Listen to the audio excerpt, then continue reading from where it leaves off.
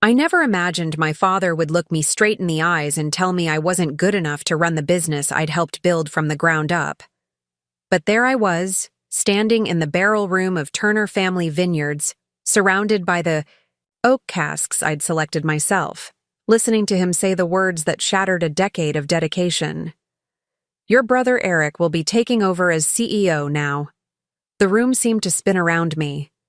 Outside the window, rows of vines stretched toward the horizon, vines I'd painstakingly converted to organic cultivation over the past 7 years. The afternoon sun caught the awards displayed on the wall, including the sustainability medal we'd won last year based on the program I'd developed. "What do you mean Eric is taking over?" I asked, my voice surprisingly steady despite the earthquake happening inside me.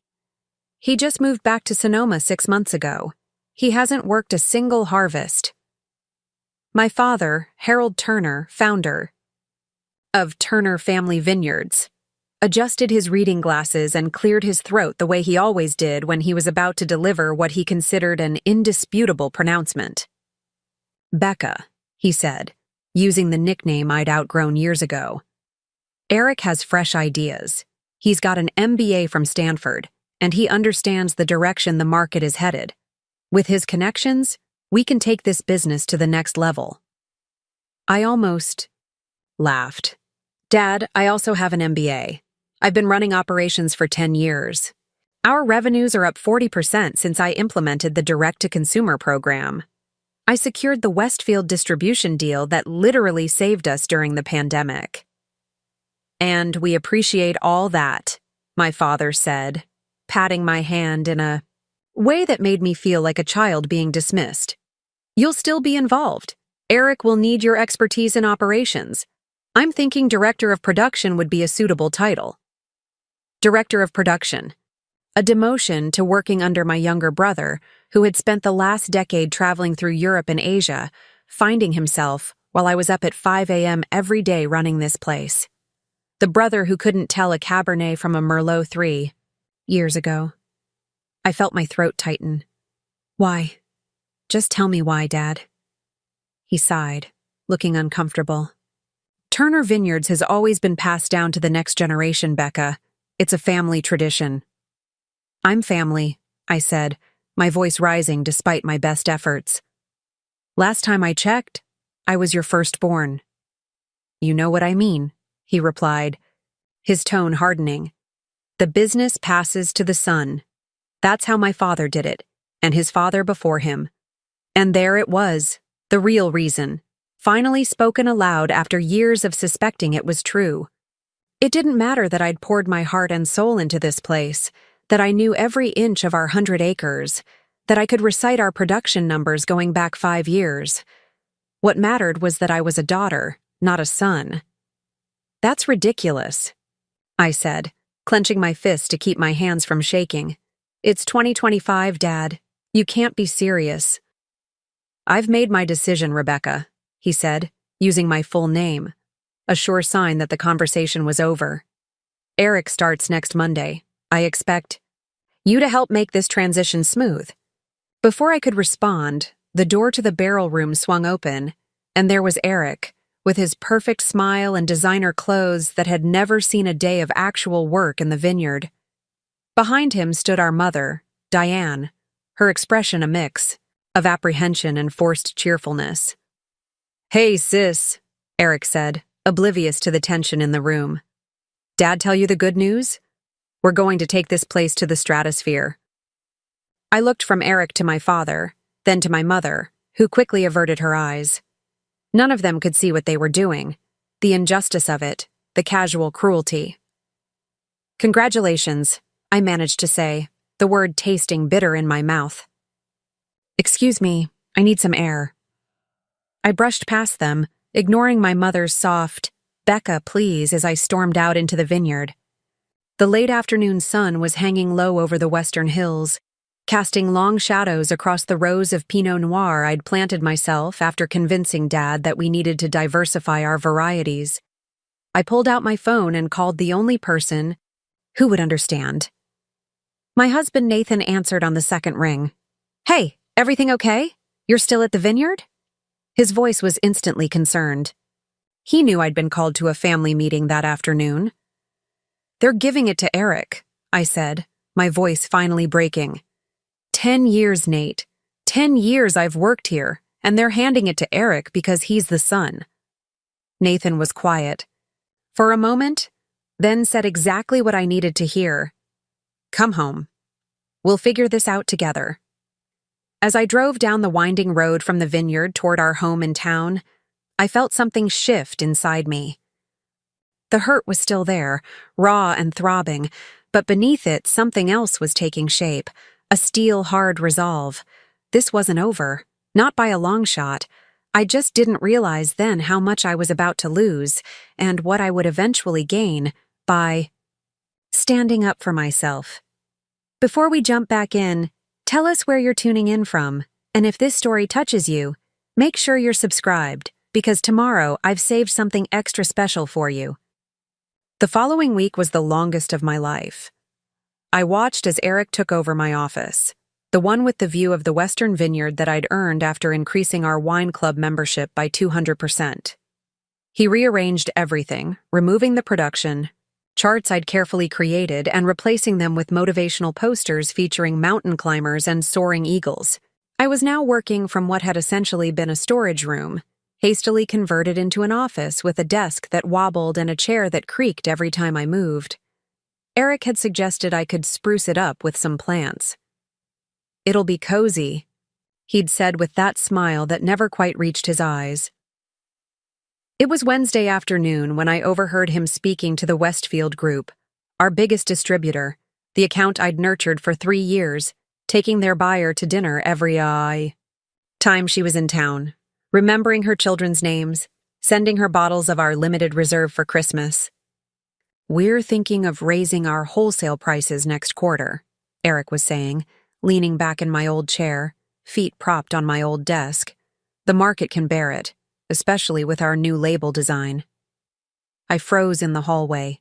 Raising prices would violate the agreement I'd negotiated, the one that guaranteed Westfield exclusive pricing in exchange for doubling their order volume. I knocked and entered without waiting for a response. "Eric, can I talk to you for a minute? It's about the Westfield account." He held up a finger, smiling into the phone. "Sarah, let me call you right back. My production manager needs me." Production manager. Not even director anymore. After he hung up, I closed the door behind me.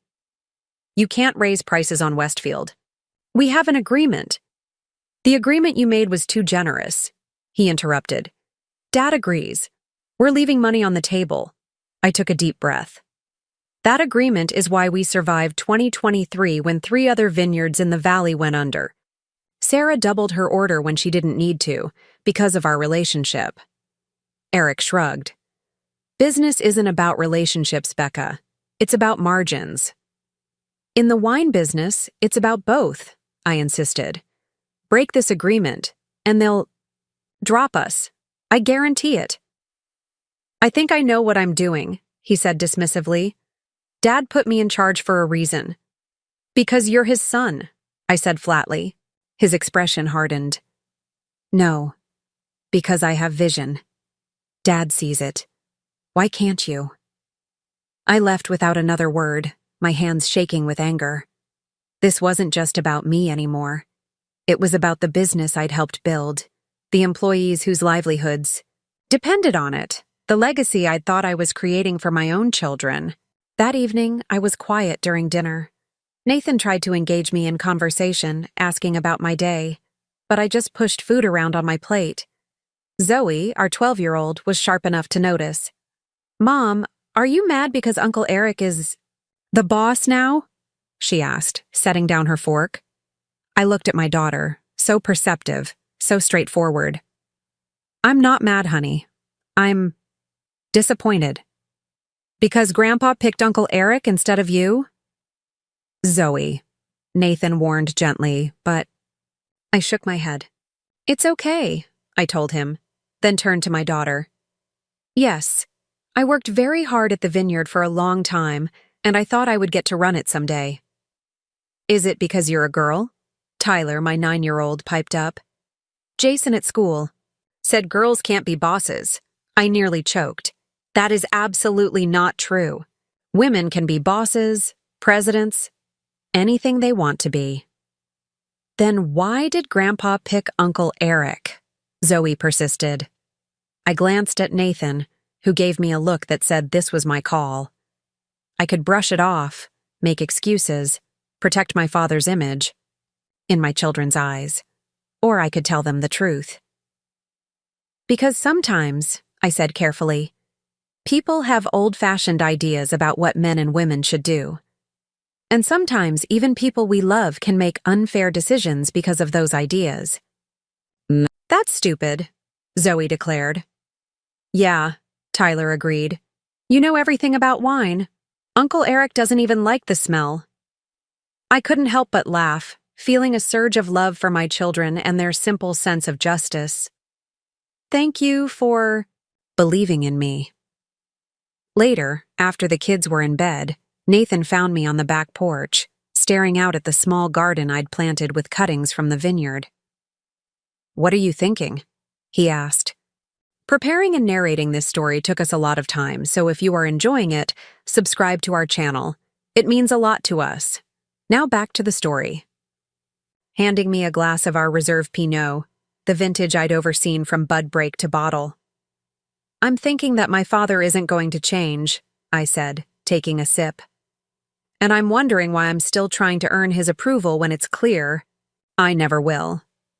Nathan sat beside me. So what do you want to do? I swirled the wine in my glass, watching how it caught the porch light. I don't know yet, but I'm done being the good daughter who accepts whatever scraps they throw my way.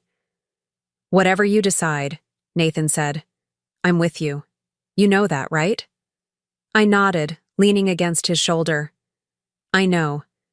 The next morning, I arrived at the vineyard earlier than usual. I wanted to check the new Chardonnay planting before anyone else was around. The quiet of the vineyard at dawn had always been my favorite time, the fog still clinging to the vines, the air crisp with possibility. I was walking back to the main building when I noticed my father's car already in its parking spot. That was unusual. He rarely came in before 9 these days, citing the privileges of semi-retirement. I found him in the financial office, hunched over a computer with Grace Winters, our bookkeeper who had been with the vineyard since I was a teenager. Morning, I said, pausing in the doorway. You're in early. My father jumped slightly, looking almost guilty.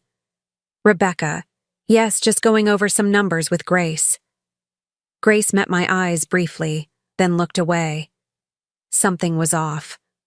What numbers? I asked, stepping into the room. Just routine matters, my father said dismissively. Nothing for you to worry about. Before I could press further, Eric appeared behind me. Dad, there you are. Oh, hey sis. Eric, I acknowledged coolly. You're in early too. Big day, he said with a grin. We're meeting with the marketing team about the rebranding. Rebranding? This was the first I'd heard of it. What rebranding? Eric and my father exchanged glances. We're updating the Turner Family Vineyards image, Eric explained. New logo, new labels, new everything. Bringing us into the modern era. Our brand has recognition, I protested. We've won awards. People know our labels. People know the old Turner, Eric said. We're creating the new Turner, sleeker, more upscale. At what cost? I asked. That's not your concern? Anymore, my father interjected. Eric is handling the creative direction now. I felt my face flush. So I don't even get input on a complete rebranding of the business I've helped run for a decade? You'll be consulted on production matters, my father said, his tone making it clear the discussion was over. I looked from him to Eric, then to Grace, who was staring fixedly at her computer screen. Fine, I said finally. Just don't come running to me when this falls apart. I turned to leave, but Eric's voice stopped me. Oh, and sis? We need the Production report for the last quarter. The investors are asking. I froze. What investors? Another exchanged glance between father and son. Dad's been talking to some investment groups, Eric said casually. Potential minority stakeholders. Nothing major. Nothing major. Just selling off pieces of our family business. The business my grandparents had started from nothing. The business I'd poured my life into. When were you going to tell me this? I demanded. When it became relevant to your role, my father replied. I had never been so close to walking out. Right then, in that moment, I wanted to tell them both. Exactly what they could do with their new Turner. But something stopped me. The thought of all the employees who depended on us, the knowledge of what could happen if Eric and my father ran this place into the ground with their vision. I'll email you the production report, I said stiffly, and left before I said something I couldn't take back. That evening, I stayed late, sitting alone in my sad little office, pulling together information I'd need if things got worse. I copied key contacts, contract details, production data. Nothing proprietary. I wasn't stooping to that level, but information I'd worked hard to develop. As I was preparing to leave, Grace knocked on my door. You're still here, she said, sounding relieved. I was hoping to catch you alone. What's going on, Grace? I asked. This morning, with my father. She closed the door and sat down across from me. Grace had been my ally for years. She'd taught me bookkeeping when I first joined the business, had encouraged me when my ideas were dismissed in meetings. They're looking for outside investment because they're planning a major expansion, she said quietly. They want to build a second tasting room, add a restaurant, even start a wine safari experience. I stared at her. That would cost millions. $5 million, according to the projections Eric showed your father. We don't have that kind of capital, I said, stunned. Not without taking on significant debt or selling a major stake. Grace nodded grimly. They're planning to sell 40%. 40%? I echoed in disbelief. That's not minority investment? That's nearly half the business.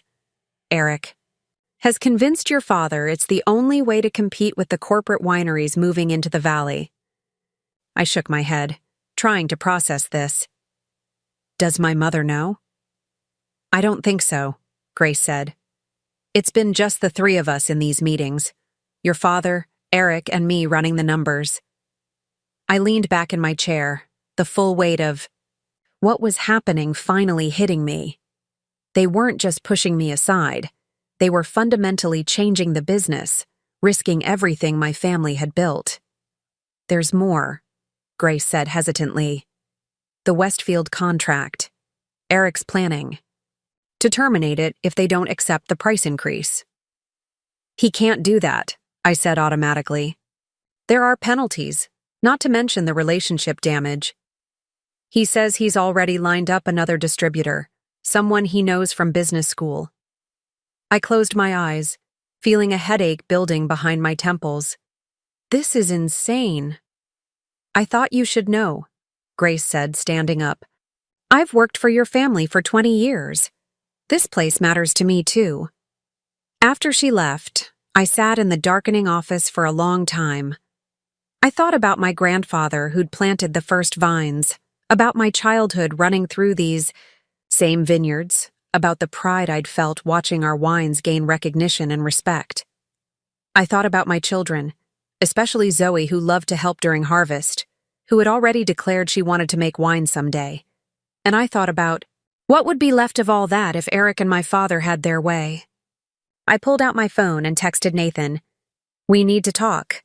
I've made a decision. By the time I got home, I knew exactly what I had to do. It wasn't going to be easy. In fact, it would be the hardest thing I'd ever done. But for the first time, in weeks, I felt a sense of clarity. The Turner family was about to discover that they'd underestimated me for the last time. That night, I spread my documents across our dining room table after the kids were asleep. Nathan sat beside me, quietly reviewing the financial reports I'd brought home. "They're going to destroy everything," I said, running my fingers through my hair. "A wine safari? Seriously?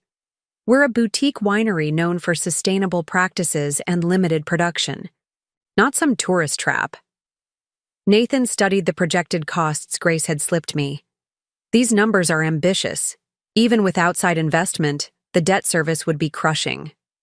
"It's worse than that," I said, pulling out another paper. "Look at the production forecasts. They want to triple our output." Nathan's eyebrows shot up. "Your vines can't support that. You'd have to buy grapes from outside sources." "Exactly. And that completely undermines our estate-grown sustainable brand identity." I paced the dining room, energy coursing through me despite the late hour. For the first time since my father's announcement, I wasn't just hurt. I was angry. And that anger was clarifying. "So, what's your plan?" Nathan asked, watching me carefully. I stopped pacing and faced him. "I'm going to protect what I built, starting tomorrow."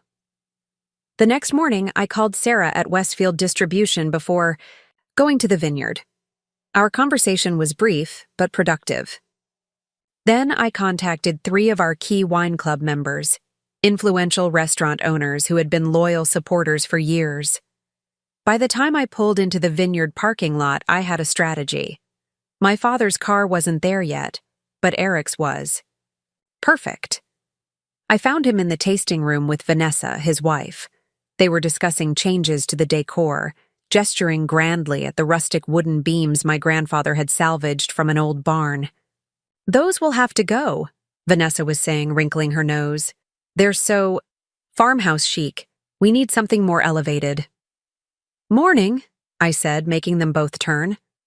Eric looked surprised to see me. "You're here early." "I work here," I reminded him. "And I need to talk to you, privately." Vanessa gave me a cold smile. "I'll wait in the car, honey. Don't forget we have brunch with the Prestons at 11. She kissed Eric's cheek and sauntered out, her designer heels clicking on the wooden floor. When she was gone, I closed the tasting room door. "I spoke with Sarah at Westfield this morning." Eric's expression shifted. "You had no right to contact our distributors without—" "Sarah called me, actually," I lied smoothly. "She was concerned about rumors of a price increase." Eric's face reddened. "What did you tell her?" I assured her there must be some misunderstanding, that Turner Vineyards would never violate the terms of our agreement, that we value our relationship too much. He stepped forward, his posture stiffening. "That wasn't your call to make." "No? Then whose was it?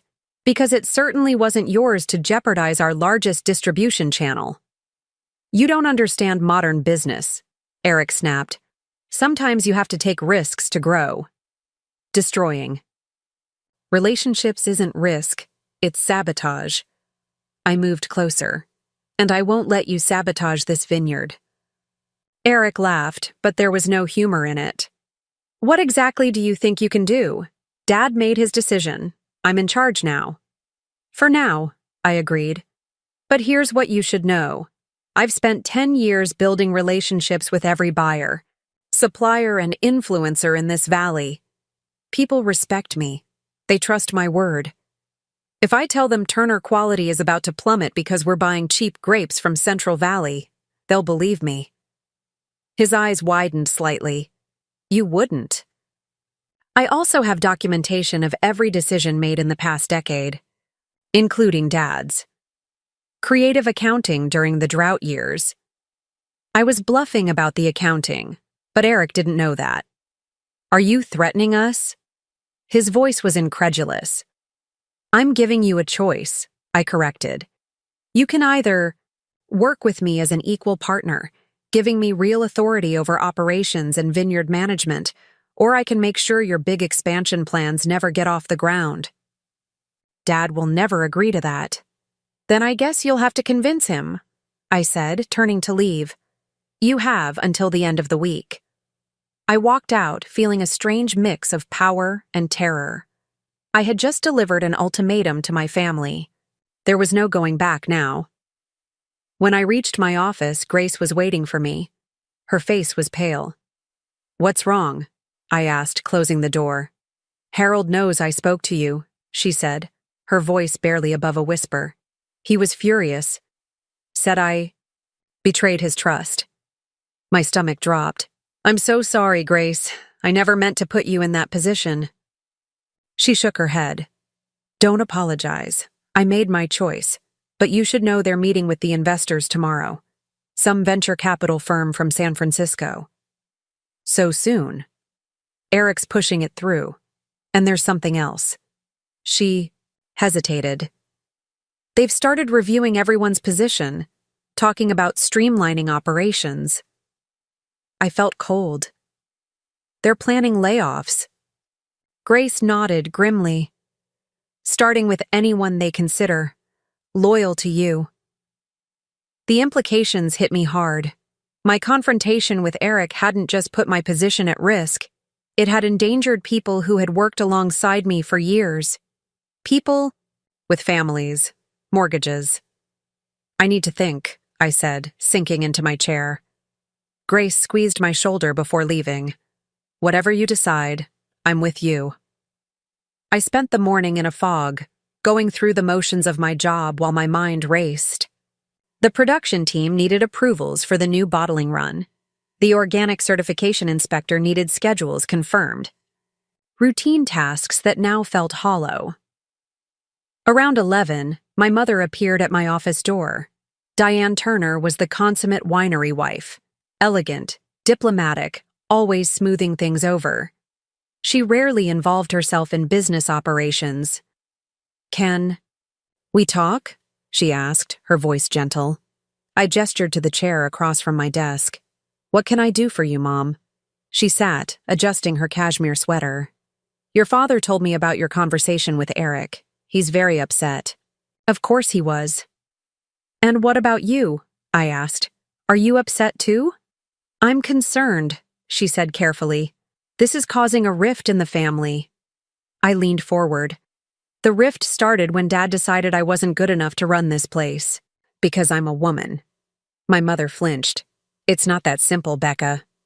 "It is that simple. Dad literally said the business passes to the son." Those were his exact words. "Your father is from a different generation," she said, as if that explained everything. "He believes in tradition." "Tradition," I repeated, flatly. Like when Grandma wasn't allowed to have her name on the incorporation papers despite providing half the startup money? That kind of tradition? My mother looked away. It was an old family story, one rarely mentioned. My grandmother had used her inheritance to help my grandfather start the vineyard, but the business was registered solely in his name. It had always bothered me. "Times were different then," she murmured. "And they're different now too," I insisted. "But Dad is still treating me like it's 1950. She sighed. "What do you want, Rebecca? To tear the family apart? To damage the business your grandfather built?" "I want recognition for my work. I want equality. And I want to protect this vineyard from Eric's harebrained expansion schemes." "Eric has vision," my mother said, echoing my father's words. "Eric has ego," I corrected, "and Dad is so blinded by his antiquated beliefs that he can't see it." My mother stood up, smoothing her slacks. "I'm asking you, as your mother, to find a way to make peace, for the family's sake." I looked at her, this woman who had spent her life accommodating, compromising, smoothing things over. I loved her, but I didn't want to become her. "I've spent my entire career making peace, Mom, accepting less than I deserved. Not anymore." She looked genuinely sad as she turned to leave. "I hope you reconsider." After she left, I checked my email and found a message from Sarah at Westfield. She was concerned about rumors of Turner Vineyards seeking new distribution channels. Could we meet for lunch? I responded immediately, suggesting a place in town.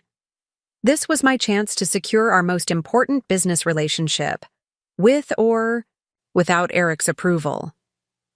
Sarah was already at the restaurant when I arrived, sipping a glass of wine that I noted wasn't one of ours. She stood to greet me with a warm hug. "Becca, it's been too long," she said as we sat down. "Though I have to admit, I was surprised to get that call from your brother yesterday. Eric can be impulsive," I said carefully. "He's still learning the business." Sarah raised an eyebrow. "Is that what we're calling it?" Because to me, it sounded like he was fishing for new pricing arrangements while hinting he had other options. "Eric doesn't speak for the vineyard," I said firmly. "Not on distribution matters."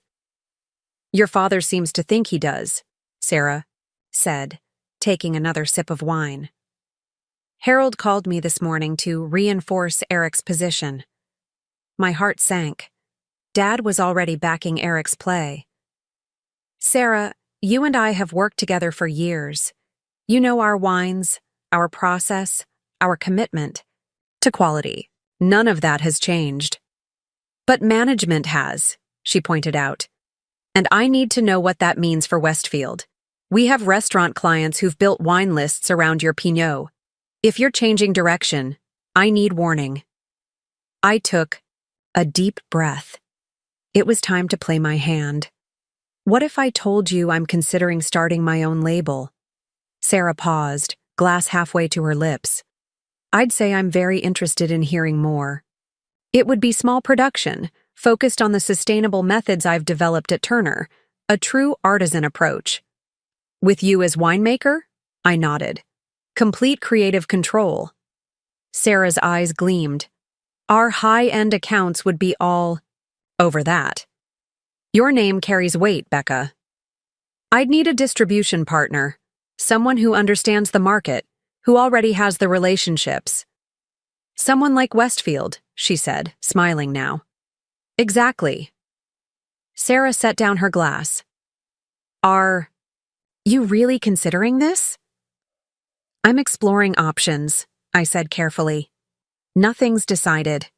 But I wanted you to know that whatever happens with Turner Vineyards, you and I can still do business." She reached across the table and squeezed my hand. "Send me a proposal when you're ready. I'd be honored to distribute your wines."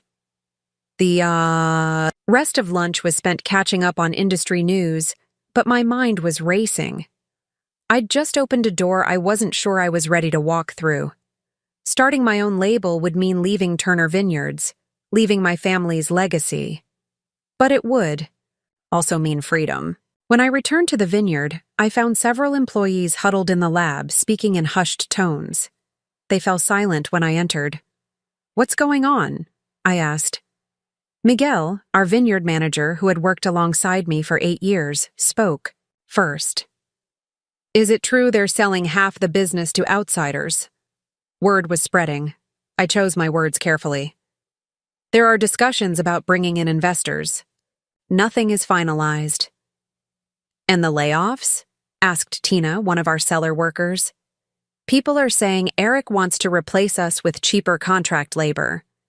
I felt a surge of protectiveness toward my team. "I won't let that happen." "With respect, Becca," Miguel said gently, "how can you stop it? Everyone knows Eric is in charge now."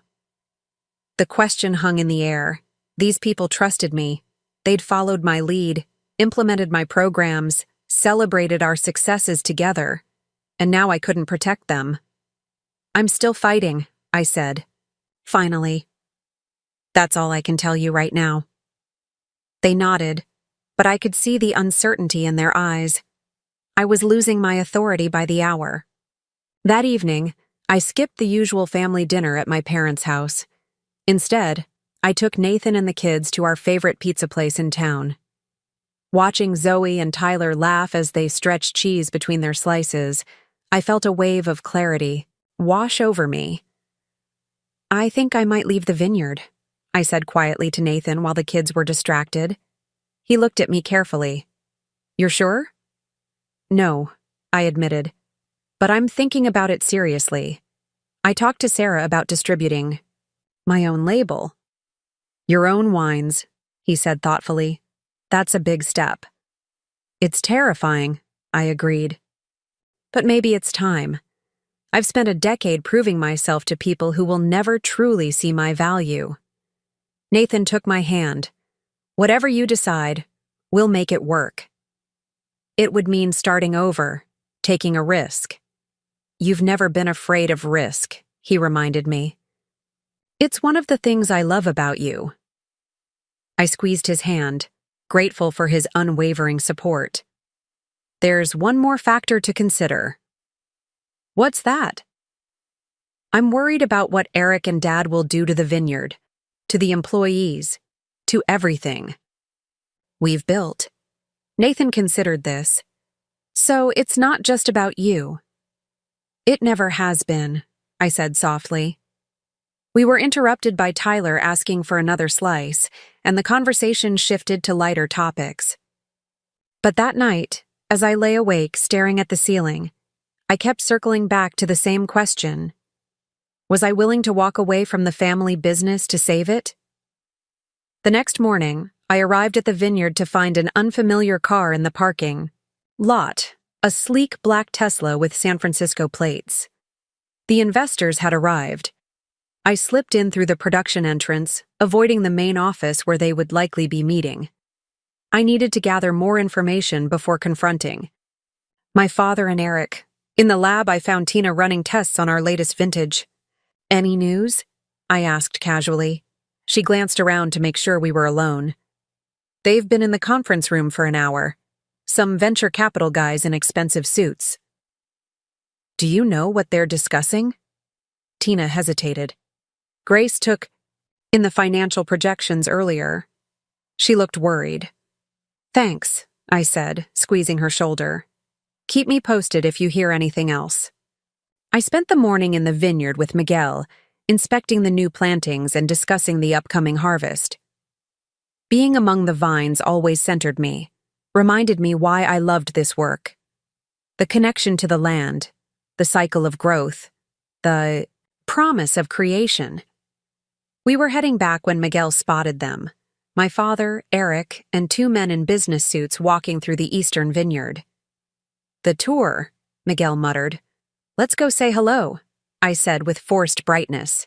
As we approached, I saw Eric's expression darken. My father looked equally displeased. Rebecca, he said stiffly. I didn't realize you were in the vineyard today. Just checking on the new Pinot block with Miguel, I said pleasantly. The fruit set is looking excellent. I turned to the visitors with professional warmth. Rebecca Turner, I said, extending my hand. Operations Director. Kevin Zhao, said the taller of the two, shaking my hand firmly. This is my partner, Alec Bennett. We're with Meridian Capital.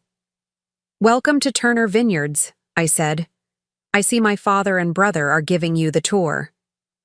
They're showing us the expansion potential, Kevin said. The property has remarkable development opportunities. I kept my smile fixed in place. It certainly does.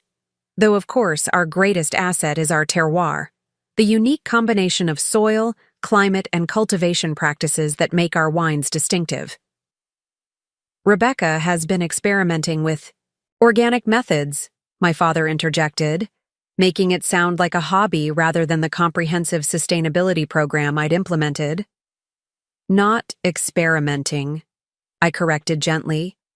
Our entire operation has been certified organic for 3 years. Now, we've seen improved soil health, increased biodiversity, and most importantly, more complex flavor development in the grapes. Kevin looked interested. That's impressive. Sustainability is becoming a key differentiator in the premium market. Exactly, I agreed. Our environmental practices are integral to our brand identity. Eric cleared his throat. We should continue the tour. We've got a lot of ground to cover before lunch. Of course, I said smoothly. I won't keep you. But I'd love to join you for lunch if that's possible. I could share some insights about our production capabilities. Before Eric could object, Kevin nodded. I'd appreciate that. We're still in the information gathering phase. Excellent, I said. I'll see you at the main house at noon. I walked away feeling Eric's glare burning into my back. He knew what I was doing, inserting myself into the negotiations, making sure my voice was heard. It was a small victory, but I'd take it. Back in my office, I quickly pulled together materials that highlighted my contributions to the vineyard's success, market, analysis showing our growth compared to competitors, press clippings from when we won sustainability awards, financial data demonstrating the profitability of our limited production model. At noon, I arrived at my parents' house on the property, where my mother was hosting lunch for the investors. Eric was already there, deep in conversation with Alec while my father poured wine. My mother greeted me with surprise. "Rebecca, I didn't know you were joining us."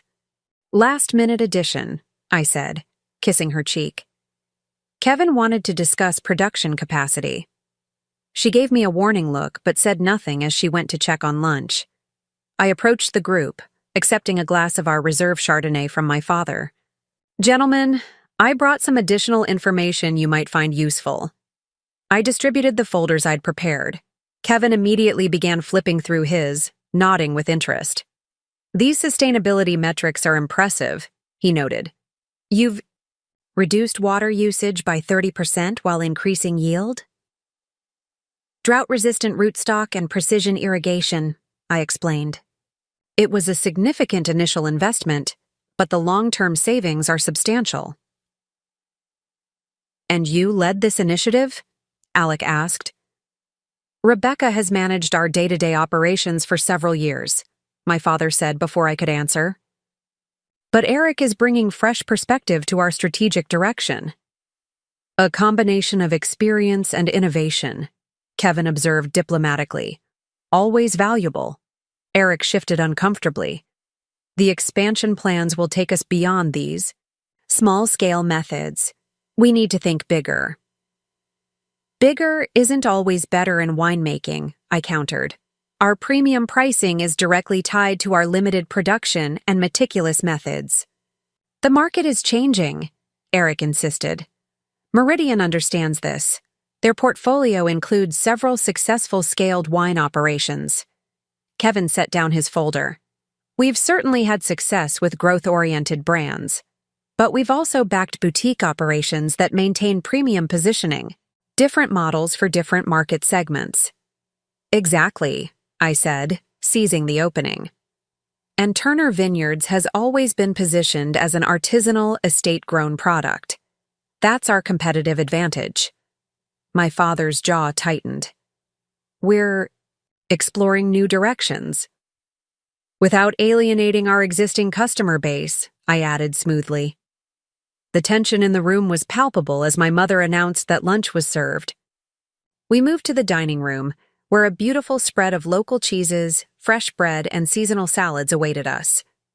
Throughout the meal, I continued to emphasize the value of our current business model while acknowledging the potential for measured growth.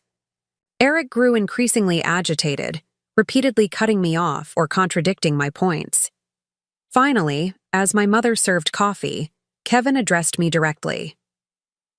"Rebecca, given your experience with the operation, what would be your recommendation for Turner's next phase?" I felt all eyes on me.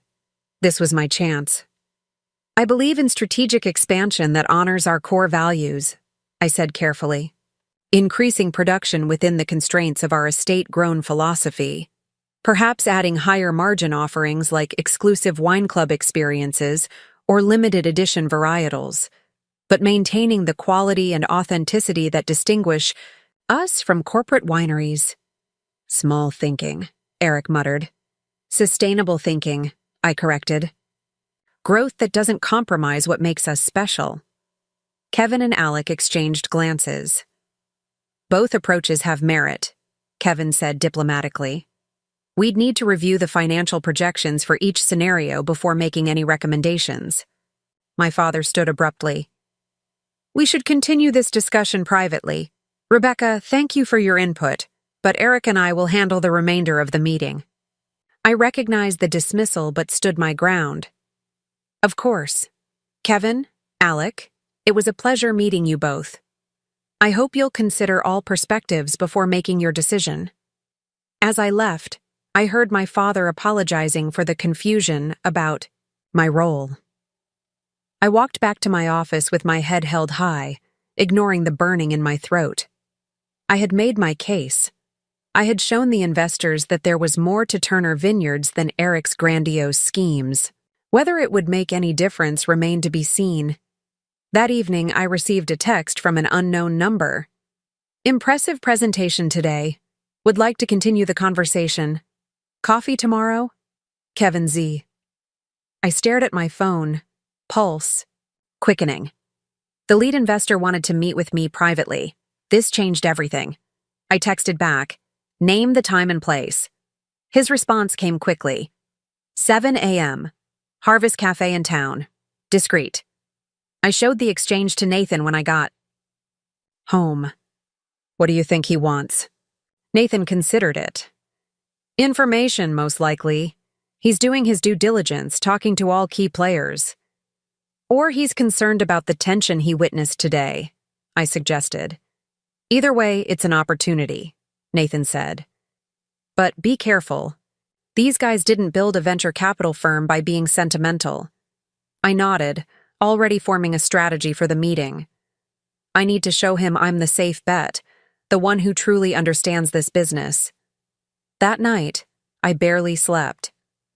My mind kept cycling through scenarios, possible outcomes, things I should say or avoid saying. By morning, I was exhausted but focused. I arrived at Harvest Cafe 10 minutes early and chose a table in the back corner. Kevin walked in precisely at 7, dressed more casually than the day before, but still impeccable in designer jeans and a cashmere sweater. Thanks for meeting me, he said as he sat down. I appreciate the discretion. Of course, I replied. I assume my father and brother don't know about this conversation. He gave a slight smile. I make it a practice to speak with all key stakeholders independently. It provides a clearer picture. After ordering coffee, Kevin got straight to the point. The dynamic I observed yesterday concerns me. Family businesses are complex, and tension in leadership can be problematic for investors. I understand your concern, I said, choosing my words carefully. The recent transition has been abrupt. Your father seems firmly committed to positioning your brother as CEO. He is, I acknowledged, despite my longer tenure and demonstrable results. Kevin studied me. Yet you continue to advocate for the business. Most people in your position would have walked away by now. Turner Vineyards isn't just my workplace, I explained. It's my heritage. And more importantly, it's my professional accomplishment. I've shaped what this vineyard has become. Which is why I wanted to speak with you directly, Kevin said, leaning forward. Meridian is considering 2 possible approaches to this investment. One aligns with your brother's expansion vision. The other, he paused, would involve a significant restructuring. My pulse quickened. What kind of restructuring? One that might create space for different leadership. I set down my coffee cup carefully. Are you suggesting you would support me over Eric? I'm suggesting that Meridian invests in competence, not family politics, Kevin said bluntly. Your track record is impressive. Your brother's is non-existent. Hope flared in my chest, only to be quickly tempered by suspicion. Why would you go against my father's wishes? He's the majority owner. Harold Turner is approaching retirement age, Kevin observed. And from what I've seen, he's allowing sentiment to overrule business sense. That's his prerogative, but if Meridian invests $40 million in this vineyard, we'll want assurances about who's actually running things. $40 million. The number hit me like a physical force. That was 8 times what Eric had mentioned. The expansion plans require that level of investment? I asked, trying to keep my voice steady. Kevin's expression shifted slightly. Your brother didn't share the full financial projections with you. It wasn't a question. No, I admitted. He didn't. Kevin pulled out his phone, typed briefly, then turned it to show me a spreadsheet. This is what Eric presented yesterday after you left. I scanned the numbers, my stomach dropping with each line. The plans went far beyond what Grace had told me. A massive hospitality complex, acquiring neighboring properties, a production facility 10 times our current size. This would completely transform the business, I said, struggling to keep my voice level. It's not even the same vineyard anymore. That's the point, Kevin said, taking back his phone. Eric's vision is to create a wine tourism destination that happens to produce wine. Your vision, as I understand it, is to create exceptional wine that attracts visitors. Fundamentally different approaches, I agreed. Kevin nodded. Meridian. Could support either model. But we need clarity on leadership before proceeding. I took a deep breath. What exactly are you proposing? I'd like you to prepare an alternative business plan, he said. Something that achieves growth without sacrificing the vineyard's identity. Bring it to me directly, not through your father or brother. And if I do this? Then we'd have options to present to the Turner family board. Options that might create leverage for a different leadership structure. I studied him, trying to read his true intentions. Why would you do this? What's in it for Meridian? Kevin smiled. I've been in this business 20 years, Rebecca. I've seen family dramas destroy promising companies. I've also seen what happens when the wrong person takes control of a specialized operation like winemaking. The product suffers, the brand suffers, and ultimately, our investment suffers. He leaned back, gesturing to the cafe around us. Wine isn't like other products. It's about passion, expertise, connection to the land. From everything I've observed, you embody those qualities. Your brother doesn't.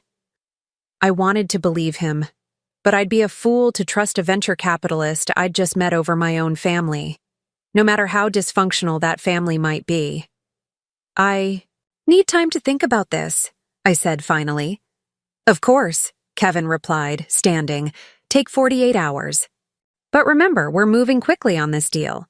If you want to influence the outcome, you'll need to act decisively. After he left, I remained at the table, my coffee growing cold as I processed what had just happened. Kevin had offered me a potential lifeline, a way to reclaim my rightful place at Turner Vineyards.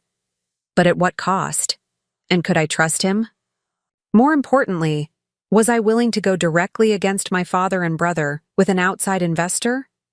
To potentially split my family apart over a business? As I drove to the vineyard, I realized I was approaching a point of no return. Whatever, I decided in the next 48 hours would determine not just my professional future, but the future of Turner Vineyards itself. I spent the entire day weighing Kevin's proposal. By evening, I'd made my decision. I stayed up late drafting an alternative business plan for Turner Vineyards, one that emphasized strategic growth while preserving our core identity.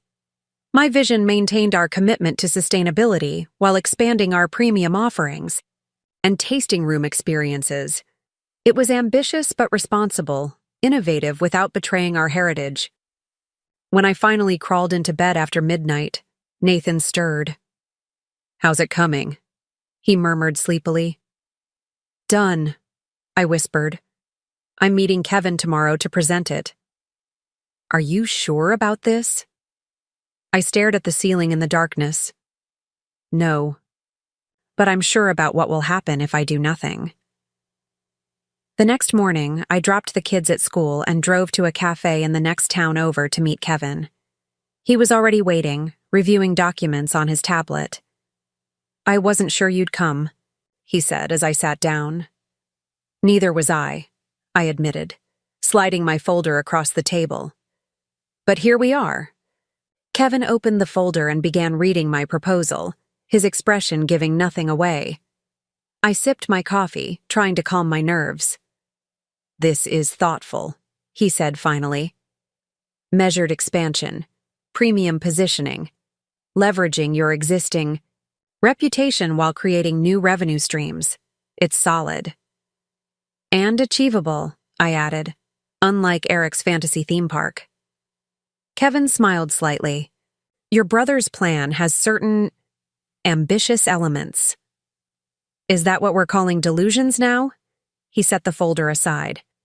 Here's where we stand, Rebecca. Meridian is interested in Turner Vineyards. The property has excellent potential, and the Turner name carries weight in the industry. But we have concerns about the leadership transition. Understandably. I've presented those concerns to your father.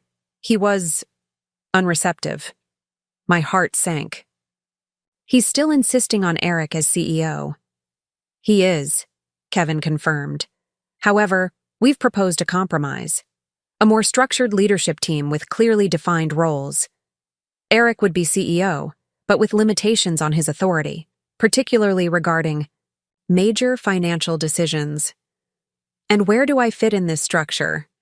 As COO, with full control over vineyard operations and production. Equal voting rights on the executive committee.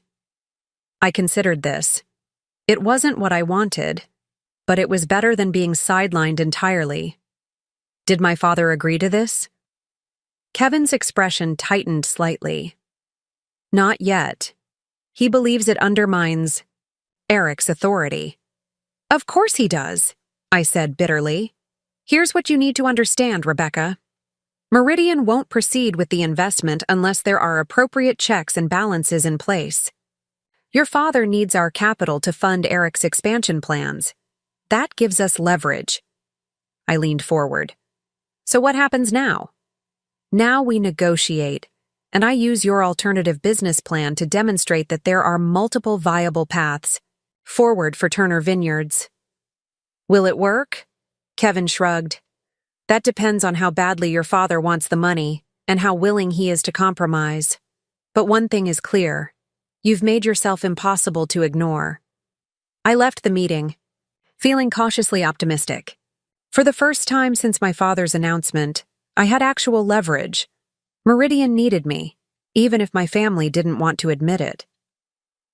When I arrived at the vineyard, the atmosphere was noticeably tense.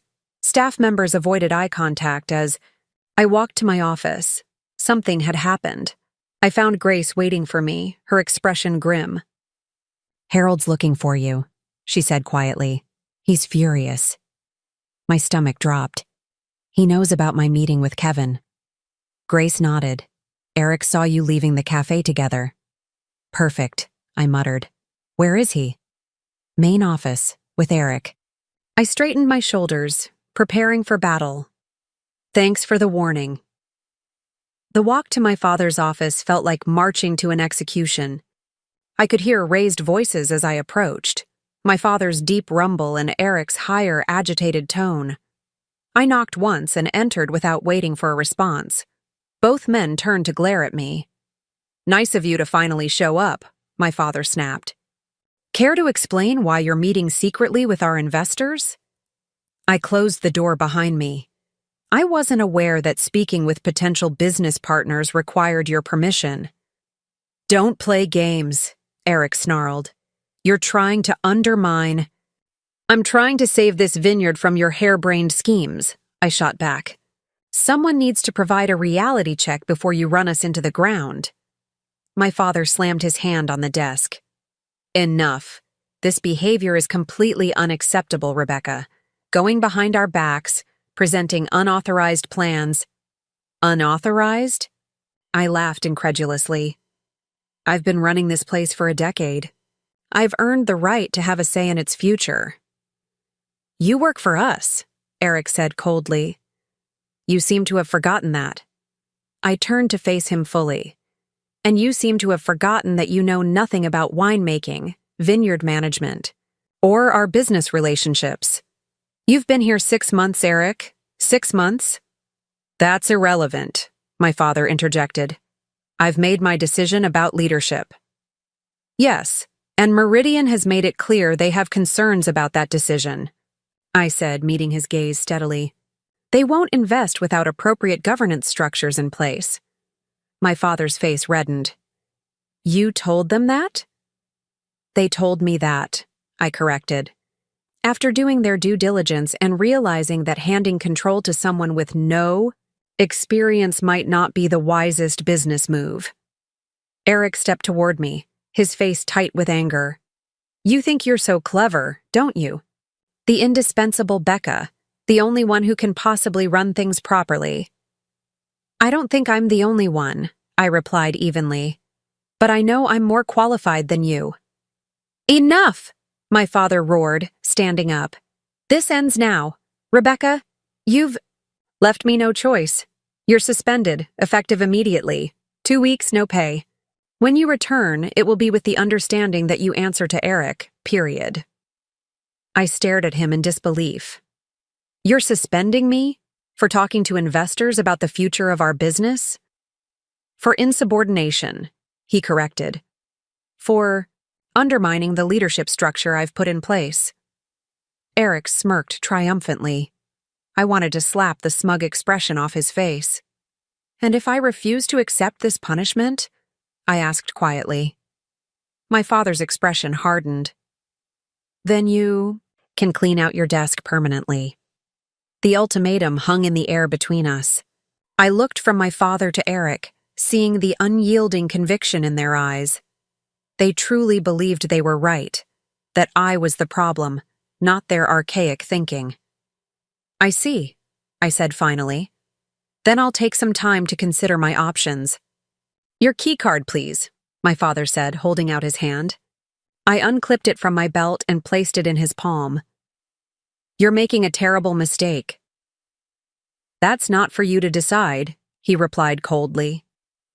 I turned and walked out, head held high despite the burning humiliation.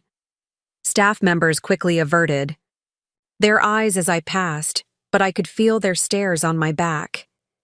News would spread quickly. Rebecca Turner, suspended for challenging her father's authority.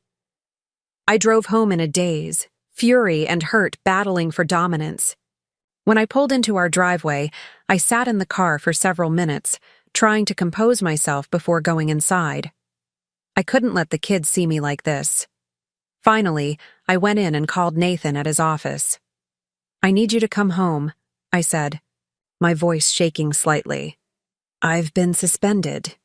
He arrived 30 minutes later, concern etched on his face. I told him everything, the confrontation, my father's ultimatum, the suspension.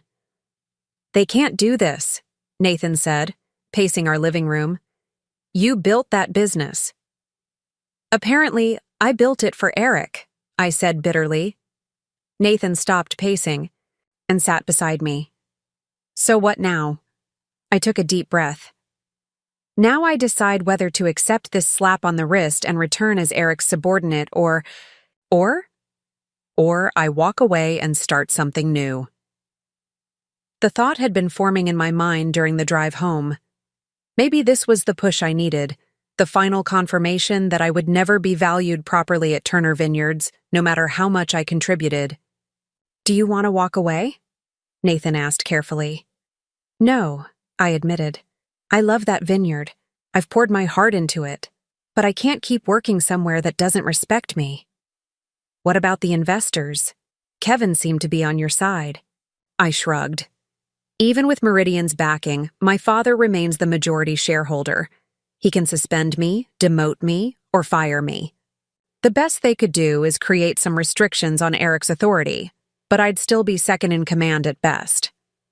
Nathan was quiet for a moment. There's another option, you know. What's that? Fight back, not just with alternative business. Plans or investor pressure? Really fight back. I frowned. What are you suggesting? Your father and Eric need that investment to fund their expansion, right? I nodded slowly. So make sure they don't get it, Nathan said simply. How would I do that? You said it yourself. You've built relationships with everyone in the industry. Use them. Let people know what's happening. Make sure every investor in the valley hears about Harold Turner pushing out his experienced daughter in favor of his unqualified son. I stared at him. That would be nuclear. It could damage the vineyard's reputation. Maybe, Nathan acknowledged. Or maybe it creates enough pressure that your father has to reconsider. He'd never forgive me. Has he given you any reason to care about his forgiveness lately? The question hung in the air between us. Nathan was right. My father had shown no concern for my feelings, my career, or my contributions. Why was I still protecting his? I need to think, I said finally. Of course, Nathan agreed. But remember, you're not powerless here, Becca. You have options. That evening, I was still weighing those options when my phone rang. It was Kevin. I heard what happened, he said without preamble. Eric has been calling me all afternoon, trying to do damage control. I'm sure he has, I replied dryly. This complicates things, Kevin continued. Harold is demanding we proceed with the deal under the original terms. Full authority for Eric, no special provisions. And will you? No, Kevin said firmly. But we're at an impasse. Harold is threatening to walk away and seek other investors. Let him try, I said. Good luck finding someone to back Eric's wine theme park. Kevin was quiet for a moment. There's another possibility we haven't discussed.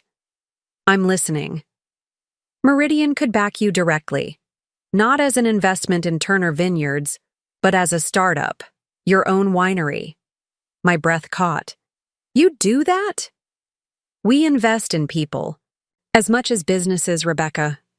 You've demonstrated expertise, vision, and resilience, all qualities we value. If Harold won't recognize your worth, perhaps it's time to build something that's truly yours. The offer was tempting, incredibly so.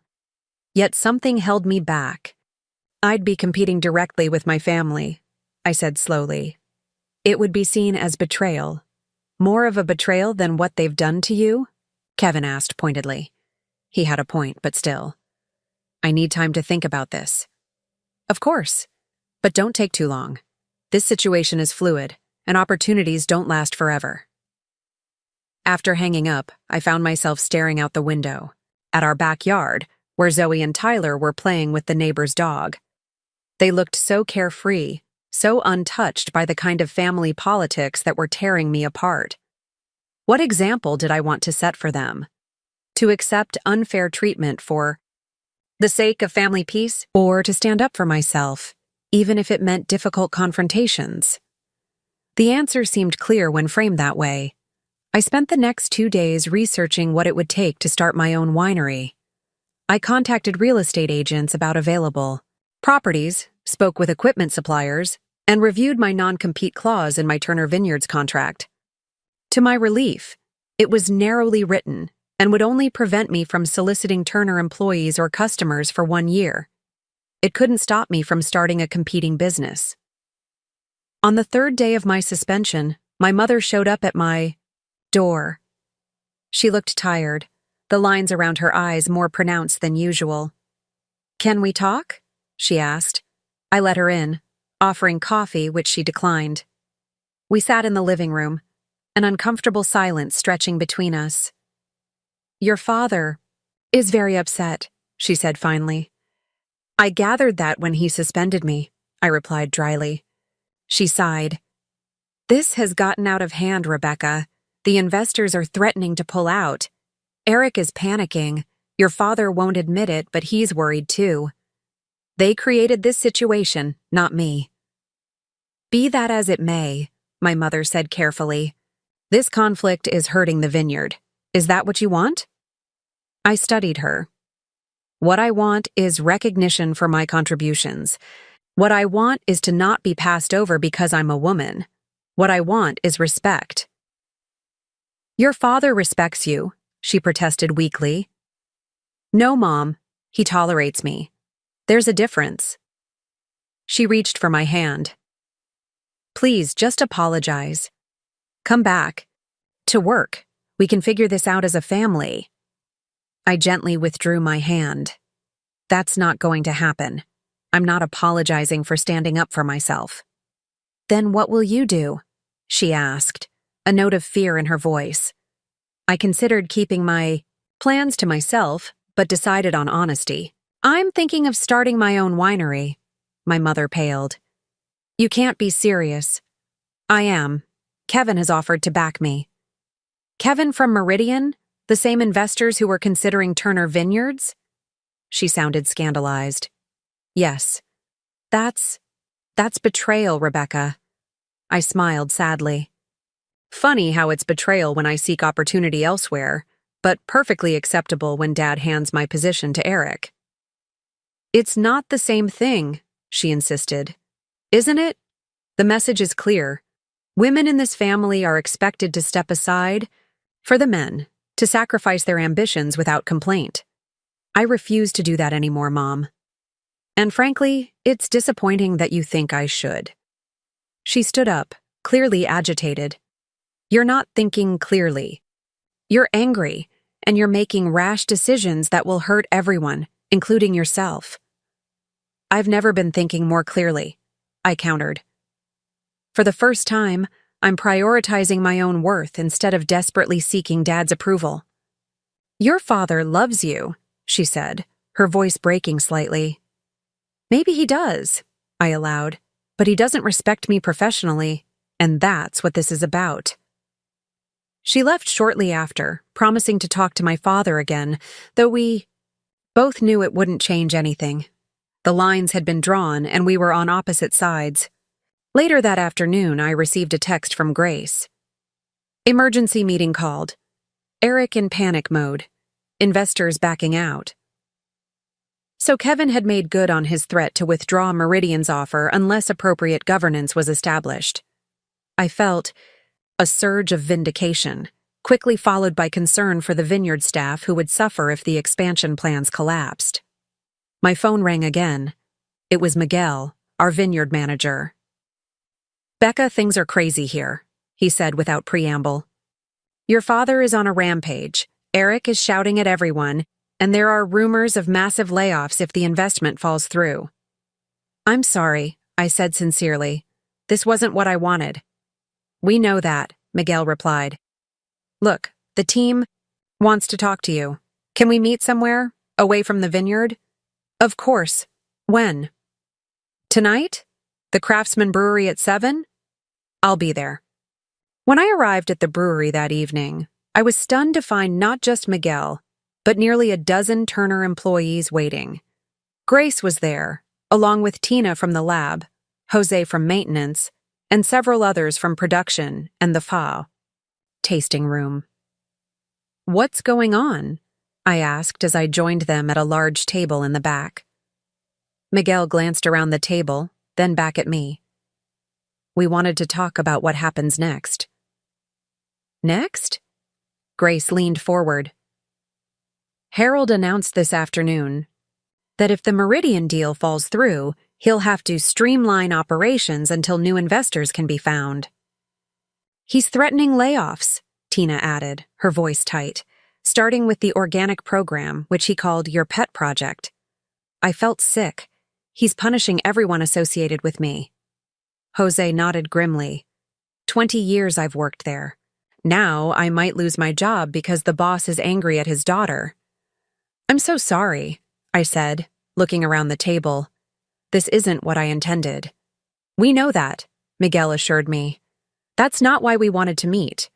We wanted to ask about your plans.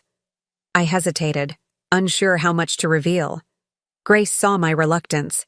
It's okay, Becca. We're all here because we believe in you, not Eric or even Harold. If you're planning something new, we want to know. I took a deep breath. I'm considering starting my own winery. Meridian has offered funding. A murmur ran around the table. Miguel smiled slowly. Now that's interesting. Would you need staff? Tina asked bluntly. I stared at her, suddenly understanding. Are you saying you'd leave Turner to work with me? Miguel shrugged. If Harold's going to fire us anyway for being your people, why not go where we're actually valued? But that would be a huge risk, I protested. A startup with no track record, no established vineyards? We'd have you, Grace said simply. Your knowledge, your vision, your approach to winemaking. That's what we believe in." I looked around the table, overwhelmed by their faith in me. These weren't just employees. They were colleagues who had worked alongside me for years, who understood what I was trying to build. "I don't even have a property yet," I said weakly. "The Mason estate is available," Jose offered. "My cousin works for the real estate company. 40 acres, southern exposure, good water rights. The house needs work, but the land is perfect. For vines." I knew the property. It had been on the market for months, overpriced and overlooked. But Jose was right. It had excellent potential. "I'd need experienced staff willing to work for equity until we're established," I said slowly. "It would be a huge risk." "Some risks are worth taking," Miguel replied. "What do you have in mind?" For the next 2 hours, we talked through what a new venture might look like, who would come, what roles they would fill, what we would need to get started. The energy around the table was electric, a mix of excitement, nervousness, and determination. By the time we left the brewery, a plan was forming. Not just a business plan, but a vision for something new, something that embodied all the principles I believed in, something that could actually be better than what I'd been trying to create within the constraints of Turner Vineyards. When I got home, I found Nathan waiting up for me. "How did it go?" he asked. I sat beside him, still processing. "It was incredible. They want to come with me, Nate. If I start something new, they're willing to leave Turner to be part of it." He smiled. "Of course they are. They know who really built that vineyard's success." "This changes everything," I said. I wasn't sure I could start from scratch, but with a team like that, "You can do anything," he finished for me. For the first time since my father's devastating announcement, I felt a genuine surge of hope. Not just anger or determination, but actual excitement about what might lie ahead. The next morning, I called, "Kevin, I need to meet with you," I said. "I've made my decision." We arranged to meet at a restaurant halfway between Sonoma and San Francisco. When I arrived, Kevin was already there, reviewing documents as usual. "You look different," he observed as I sat down. "More resolved." "I am," I confirmed. "I'm ready to discuss terms for a new venture." He nodded, unsurprised. "I thought you might be. What changed?" I realized I've been trying to fix a situation that doesn't want to be fixed. My father and Eric are determined to do things their way, regardless of the consequences. Maybe it's time to let them. "While you build something of your own," Kevin added. "Exactly." I passed him a folder containing my revised business plan. "This outlines what I'm proposing. A boutique winery focused on organic, small-batch production, premium pricing, direct-to-consumer emphasis, with strategic distribution through select partners." Kevin flipped through the document. "This is essentially what you wanted to do at Turner, but without the baggage. And without the limitations," I added. "I'd have complete creative control." "The startup costs are significant," he noted, studying the financial projections. "Yes, but the return potential is excellent. And I'd be bringing a team with me, experienced professionals who know exactly what they're doing." Kevin's eyebrows rose. "Turner employees?"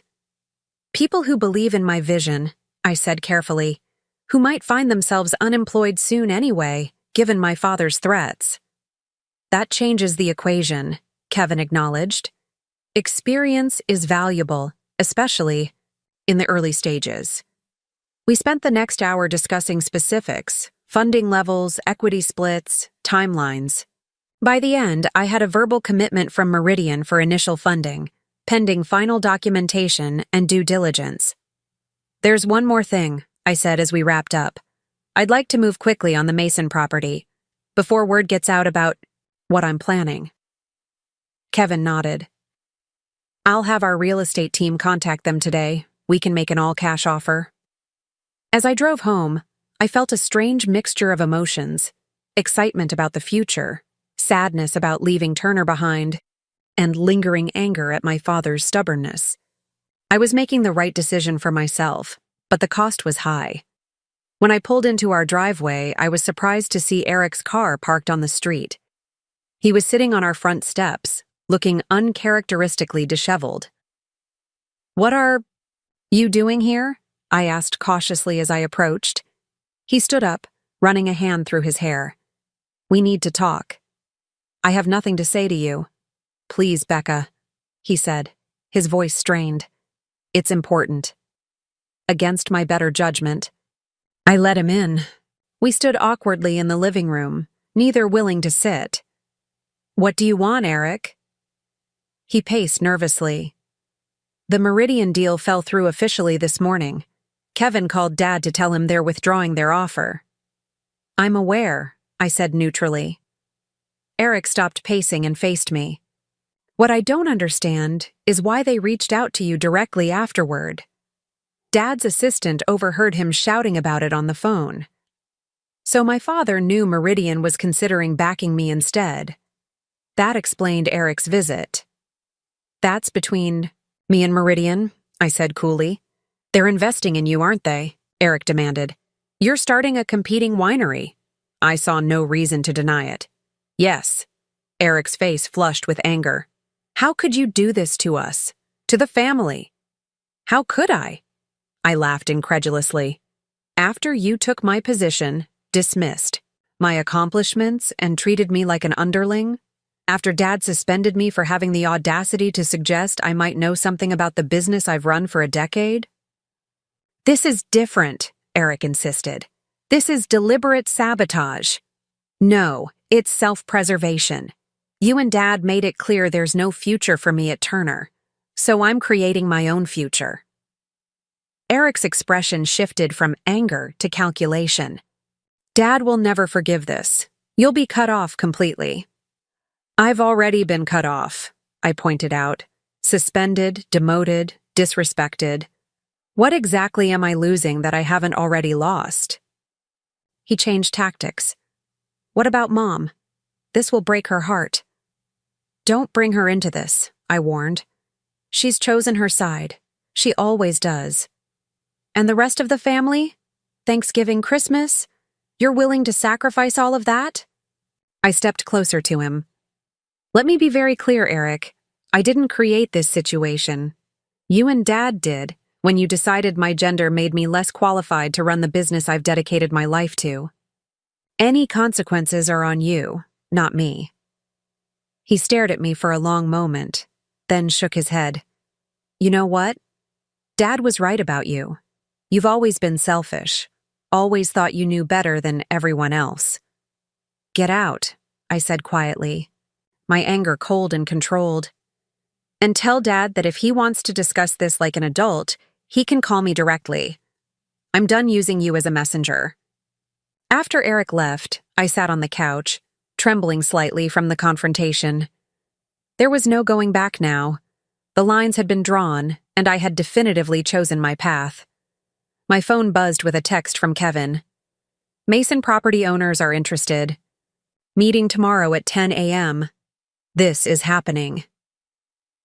I took a deep breath, steeling myself for what was to come. The path forward wouldn't be easy. There would be more confrontations, more accusations, more pain. But for the first time in months, I felt like I was moving toward something, not just away from something. I was building my own legacy, one that couldn't be taken away because of outdated beliefs about who deserved to lead. And if my family couldn't support that, then perhaps they weren't the family I needed right now. The family I was creating, Nathan, our children, and the loyal team willing to follow me into a new venture, was more than enough. The Mason property exceeded my expectations. Standing on the hillside overlooking 40 acres of potential vineyard land, I felt a surge of possibility. The morning sun illuminated the gently sloping terrain, perfect for grape cultivation. The soil samples Grace had secretly sent for testing confirmed what I suspected. This land had excellent drainage, mineral content, and pH balance. "What do you think?" Kevin asked, watching me survey the property. "It's perfect," I admitted. "South-facing slopes, natural windbreaks, good water access. The terroir has incredible potential." "The house needs work," he observed, nodding toward the weathered farmhouse at the edge of the property. I smiled. "The house is irrelevant. It's the land that matters." Kevin nodded, understanding. "So we make an offer?" "Yes," I said decisively. "Full asking price, quick close." As we walked back to our cars, Kevin outlined next steps. "We'll establish the company structure this week. Mitchell Vineyards, correct?" I paused, considering. "No, not Mitchell." I looked back at the hillside, imagining rows of vines stretching across it. "Phoenix Ridge." Kevin raised an eyebrow. "Rising from the ashes?" "Something like that," I said with a small smile. The next week passed in a whirlwind of activity. Legal paperwork, business plans, banking arrangements. Launching a new venture required 1,000 details, each demanding attention.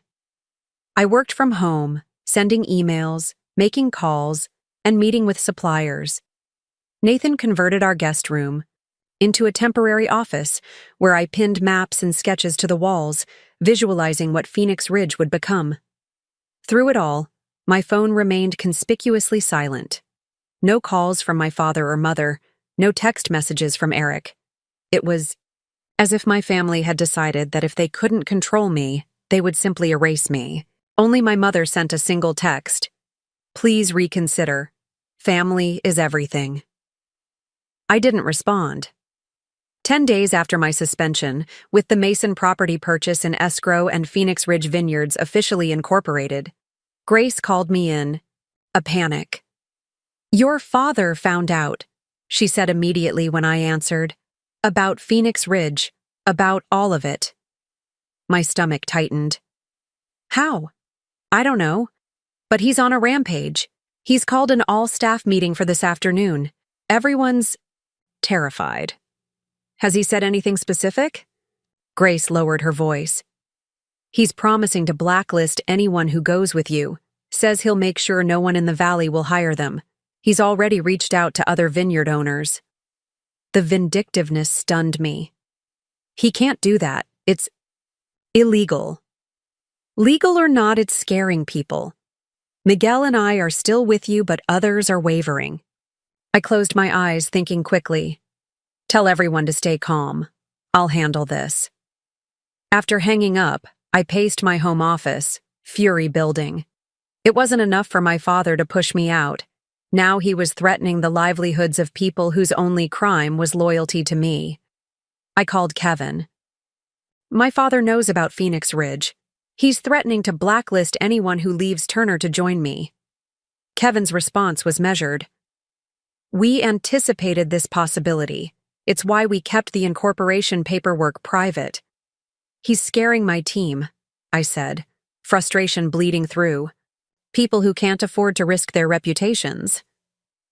"Then we accelerate our timeline," Kevin said simply. "How quickly can you gather your core team?" "Today, if necessary." "Do it. We'll have contracts ready by this evening, formal offers, with signing bonuses and guaranteed severance if things don't work out. Make sure they understand we'll defend them legally if Harold follows through on his threats." I spent the next hour calling key people individually: Miguel, Grace, Tina, Jose, and 4 others who had expressed interest in joining Phoenix Ridge. Most answered in whispers, fearful of being overheard at the vineyard. "Meeting at my house.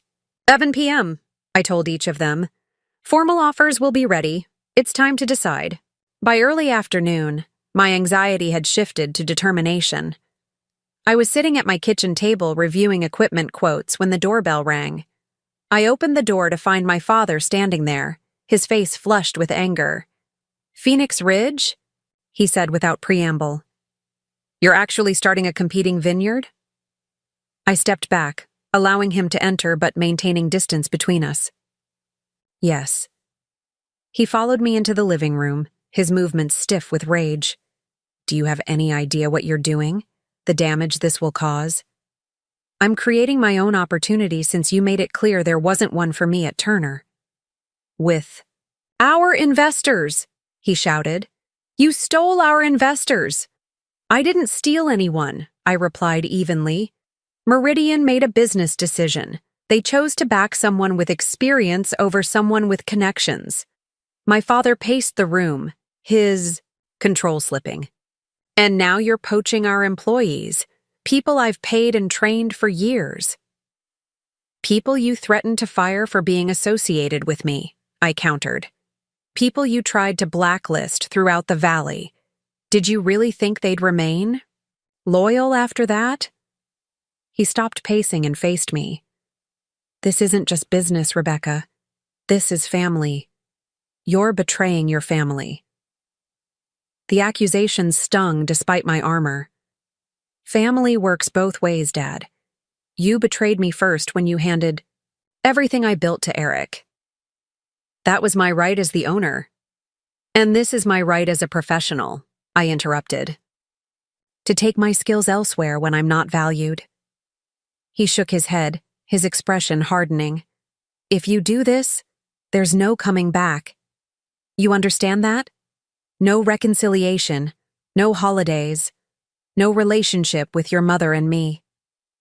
The ultimatum hung in the air between us. I had expected it, but hearing it spoken aloud still hurt.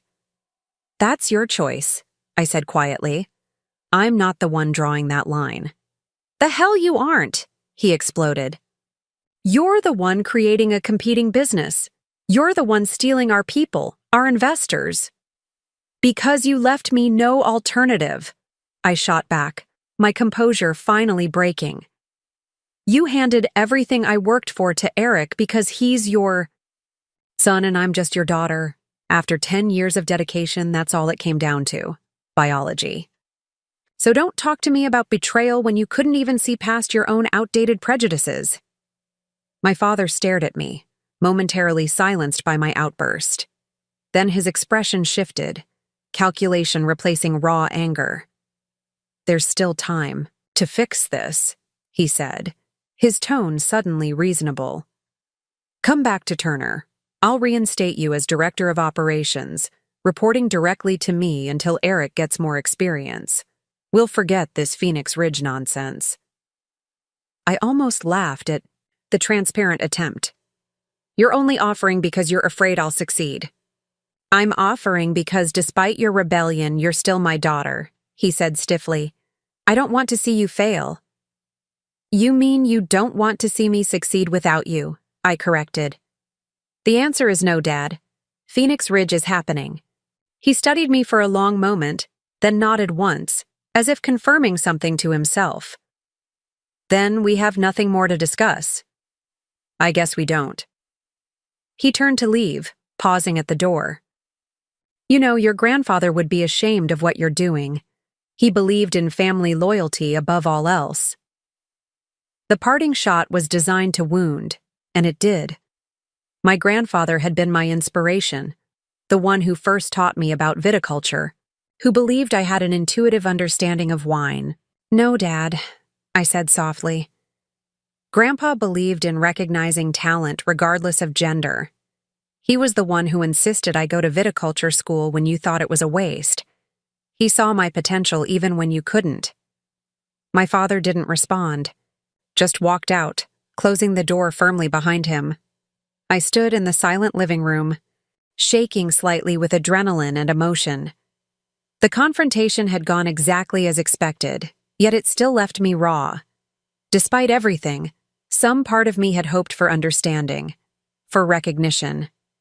That hope was now definitively extinguished.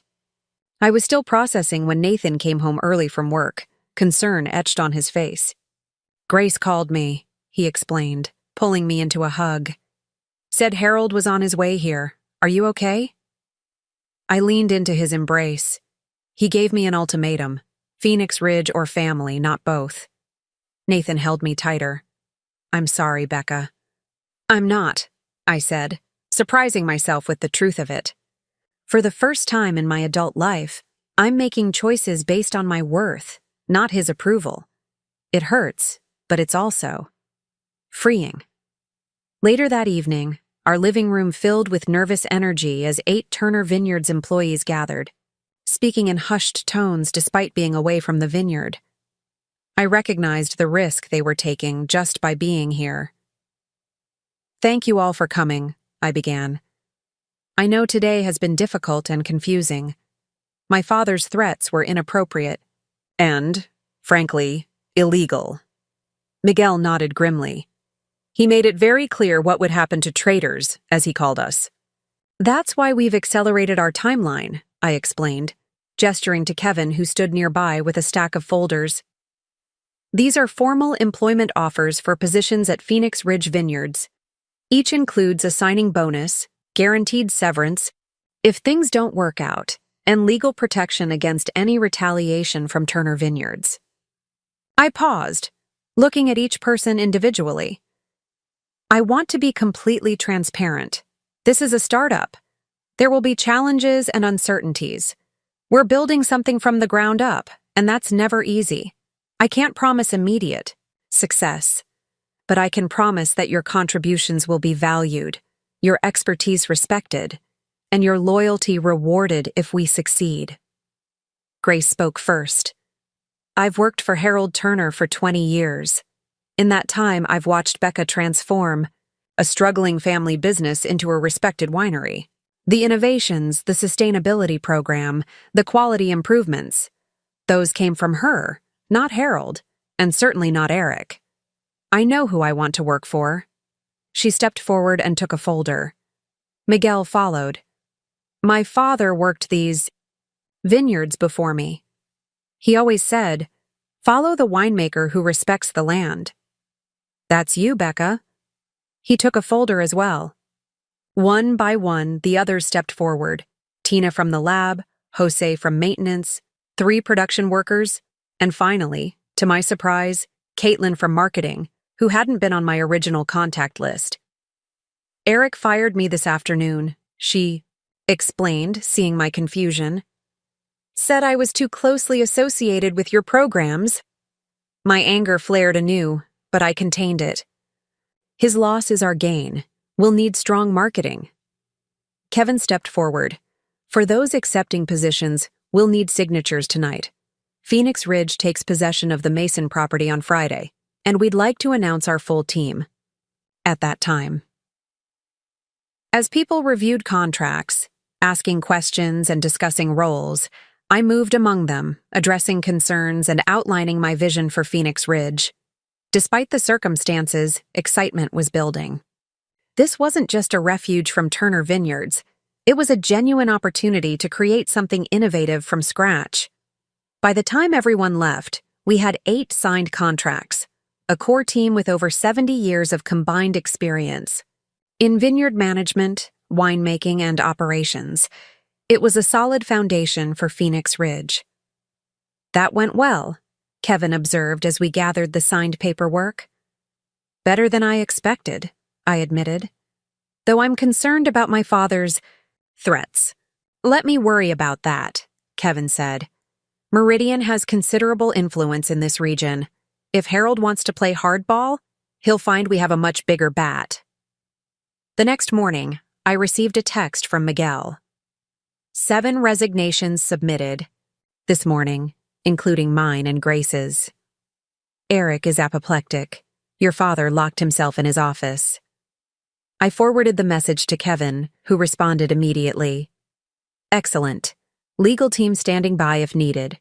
Property closing tomorrow at Achal. 10 a.m. Be ready for announcement at noon." I spent the day finalizing details for Phoenix Ridge's public launch. Nathan took the day off to help, making calls and organizing paperwork while I focused on our press strategy. Zoe and Tyler sensed the excitement, asking questions about the new grape place and whether they could help. "Absolutely," I assured them. "Phoenix Ridge will be a family business in the truest sense." That evening, as we finished dinner, the doorbell rang. Nathan answered it, returning with a puzzled expression. "It's your mother, and Eric's wife, Vanessa." I frowned, instantly, suspicious. What do they want? They wouldn't say, just that it's important. I found them waiting in the living room, my mother looking tired and Vanessa uncomfortable. Neither sat despite Nathan's offer. "Mom," I greeted cautiously. "Vanessa, this is unexpected." My mother stepped forward. "Rebecca, this has gone far enough. You've made your point. Now it's time to be reasonable." "I'm being perfectly reasonable," I replied. "I'm pursuing a business opportunity." "By destroying your family's business?" Vanessa interjected. "Do you have any idea what you've done? Eric is devastated. Your father is talking about selling the vineyard entirely." That surprised me. Selling Turner? He'd never. "He says there's no point continuing if you're determined to compete against your own family," my mother explained, her voice strained. "He's already spoken to a real estate agent about listing the property." I studied them both, searching for manipulation. Why should I believe this isn't just another tactic to make me feel guilty? "Because it's true," Vanessa said flatly. "Harold showed us the listing agreement this afternoon. He's giving up." I felt a twinge of guilt despite myself. My father's identity was inextricably linked to Turner Vineyards. For him to consider selling was unthinkable. "What exactly do you want from me?" I asked cautiously. My mother seized. "The opening. Stop this Phoenix Ridge venture. Come back to Turner. Your father is willing to reconsider the leadership structure. Eric would be CEO, but you would have equal authority as COO. All major decisions would require both of your approvals." "The same compromise Meridian suggested," I noted. "The one Dad rejected 2 weeks ago." "He's reconsidered," my mother insisted. "You've forced his hand, Rebecca.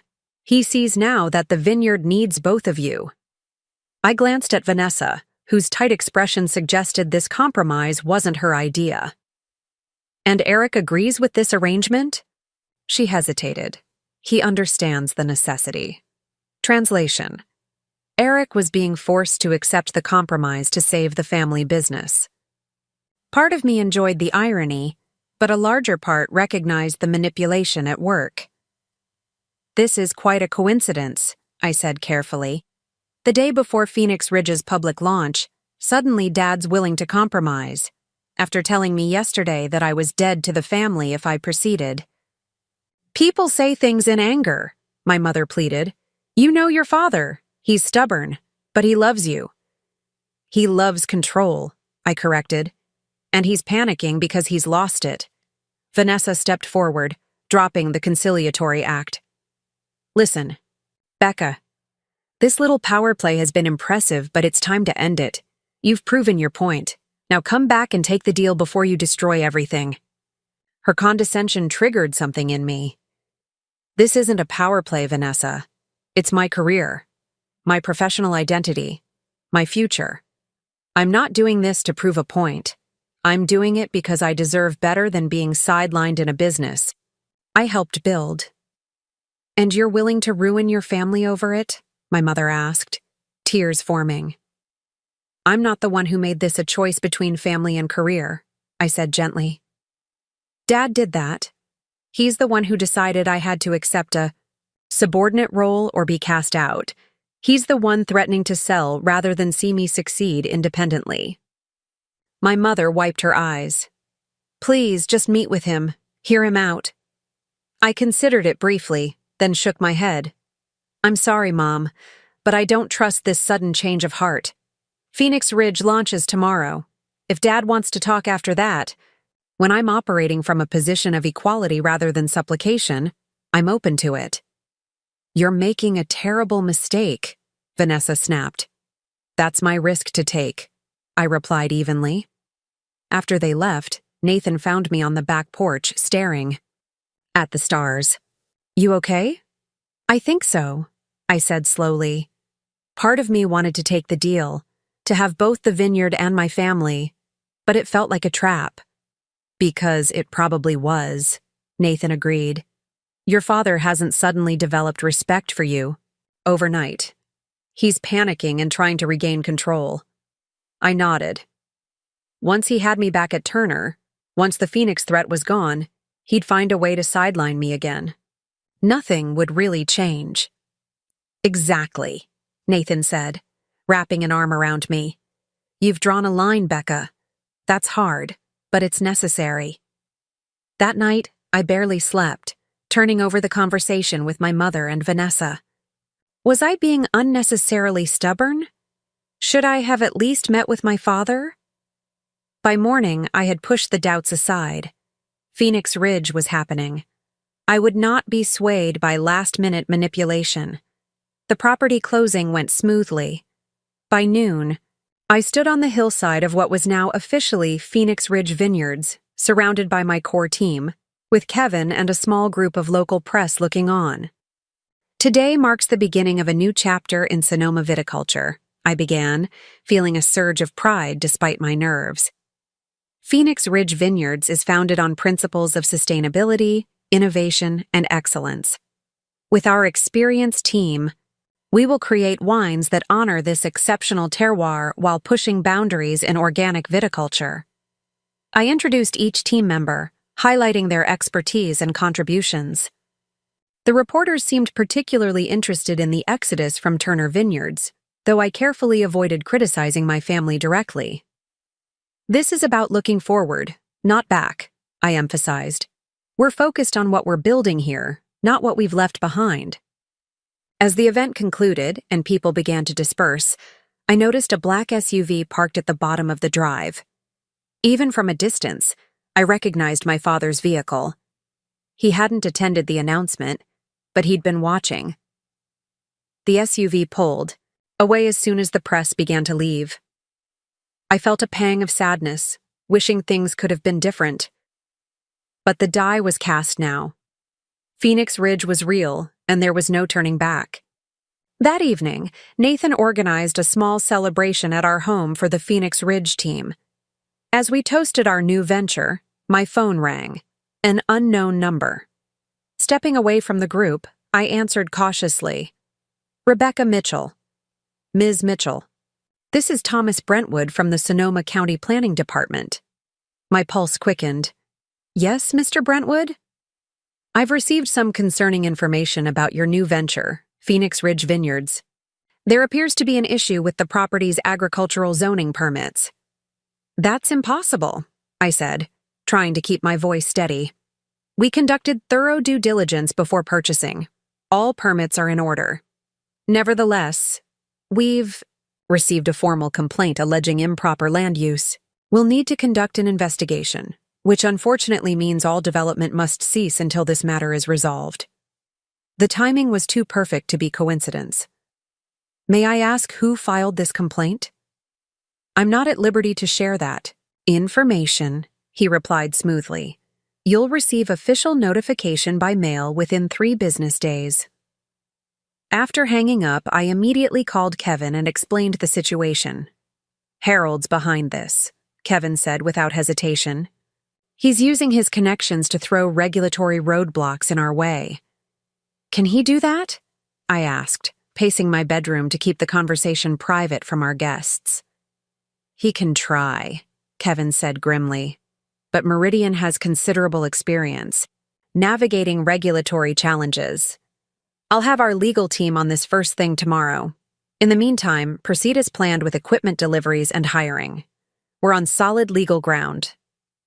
When I rejoined the celebration, I maintained a confident exterior, but inside I was seething. My father was declaring war, using his influence to sabotage Phoenix Ridge before we'd even begun. The next morning, the local paper ran a story about Phoenix Ridge's launch. It was mostly positive, highlighting our sustainability focus and experienced team, but there was also a quote from my father. Turner Vineyards wishes all new ventures success, but we caution consumers about operations that attempt to leverage our reputation without our decades of expertise. Quality winemaking requires more than ambitious claims and borrowed talent. The dismissive tone was vintage Harold Turner, simultaneously condescending and threatening. I clipped the article for motivation, a reminder of exactly why I'd needed to break free. Later that day, Grace called with more news. Turner just announced a loyalty discount for distributors who commit to exclusive relationships. It's clearly aimed at preventing anyone from carrying Phoenix Ridge wines. Can they afford that kind of discount? I asked, surprised. Their margins were already tight. They're taking a loss to block you, Grace confirmed. Eric is calling every distributor, personally, offering incentives if they agree not to carry Phoenix Ridge when we have product. My father was willing to damage Turner financially just to ensure Phoenix Ridge failed. The vindictiveness was stunning, yet somehow not surprising. What about Sarah at Westfield? I asked, thinking of our most important potential distribution partner. She's been avoiding Eric's calls, Grace said with a hint of satisfaction. Word is she's waiting to see what Phoenix Ridge produces before making any commitments. A small victory, but I'd take it. Sarah's support could be crucial when we eventually had wines to sell. The regulatory challenge proved to be just the first in a series of obstacles. Over the next week, we encountered delivery delays with vineyard, equipment, sudden cancellations from contractors who'd agreed to renovate the property buildings, and rumors circulating in the industry that Phoenix Ridge was underfunded and unlikely to survive its first year. Each setback had my father's fingerprints on it, never obviously enough to prove, but the pattern was clear. He was using every connection, every favor, every bit of influence he'd accumulated over decades to strangle Phoenix Ridge in its infancy. I gathered the team in our makeshift office in the farmhouse, determined to address the situation head-on.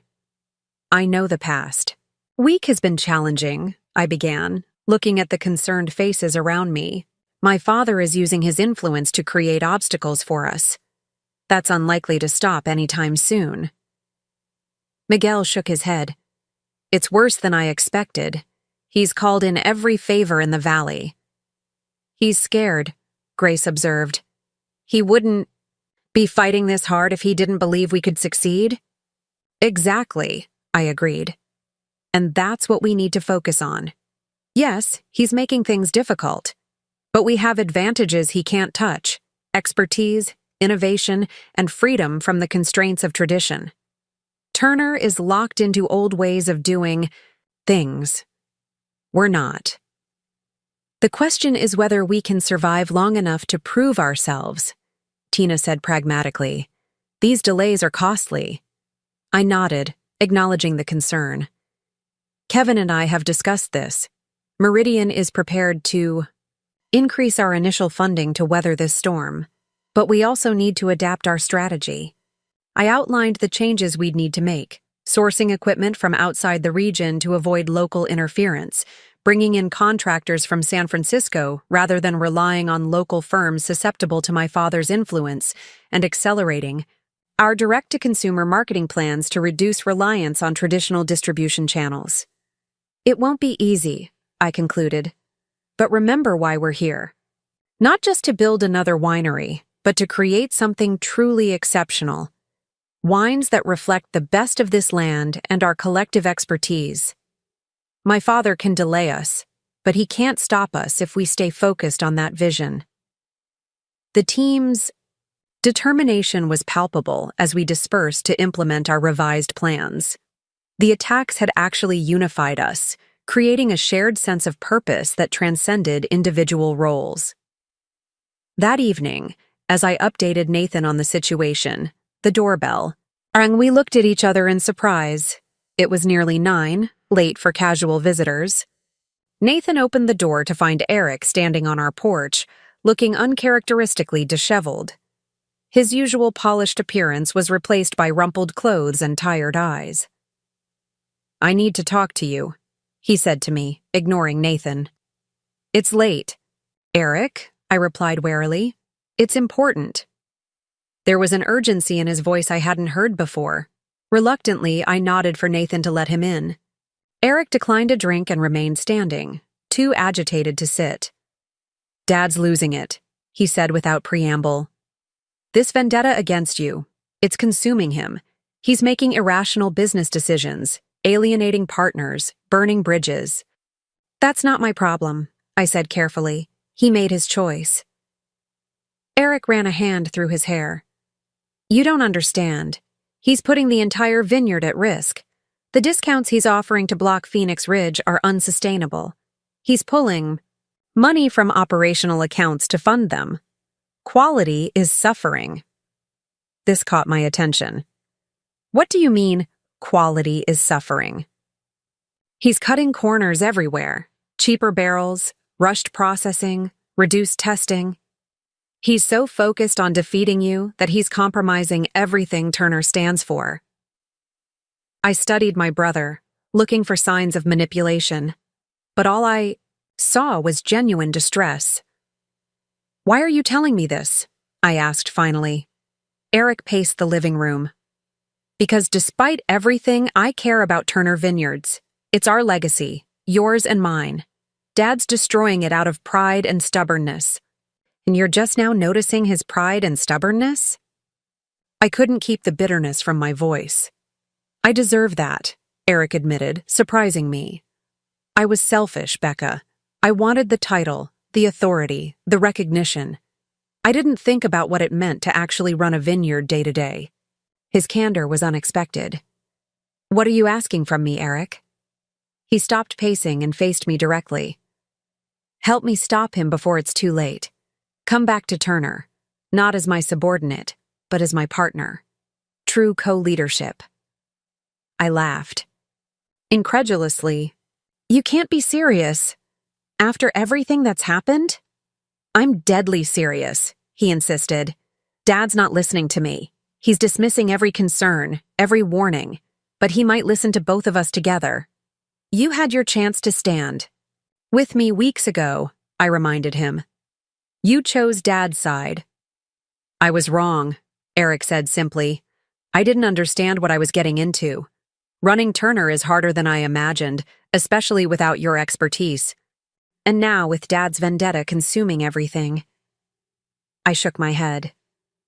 I've started Phoenix Ridge. I have investors, employees who left Turner to join me, commitments. I can't just abandon that. What if there was a way to merge the ventures? Eric suggested. Phoenix Ridge's innovations with Turner's established brand? We could create something stronger than either would be alone. The proposal was tempting, a way to preserve both my new venture and my family connection. But years of experience with my father made me skeptical. Dad would never agree to that, I said. He sees Phoenix Ridge as a betrayal. He might if the alternative is losing Turner entirely, Eric countered. The vineyard's financials are worse than you know. This fight is accelerating a decline that was already underway. I studied my brother, seeing real fear in his eyes. You're genuinely worried. I am, he confirmed. Dad's made so many enemies in this campaign against you that even if Phoenix Ridge failed tomorrow, the damage to Turner would remain. We need a solution that preserves both the business and the family. The sincerity in his voice gave me pause. Was reconciliation actually possible? Or was this another manipulation, more subtle than my father's, but manipulation nonetheless? I need time to think about this, I said finally. And I'd need to discuss it with my team and investors. They've taken risks for Phoenix Ridge. I won't betray that trust. Eric nodded.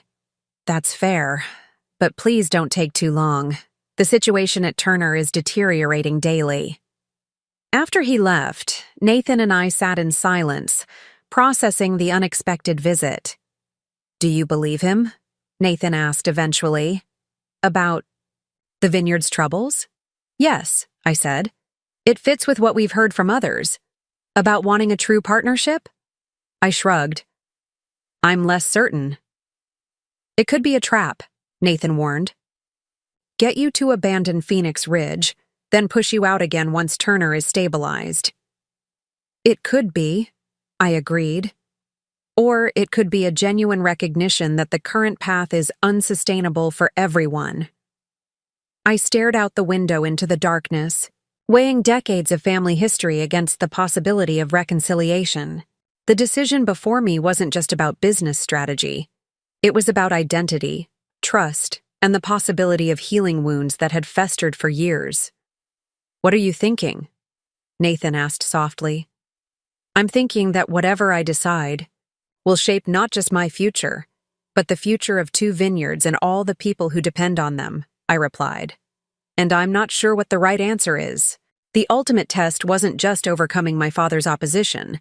It was finding a path forward that honored both my own worth and the legacy my family had built. Whether that meant continuing the fight with Phoenix Ridge or finding a way to reconcile with Turner Vineyards remained to be seen. As I climbed into bed that night, one thing was certain.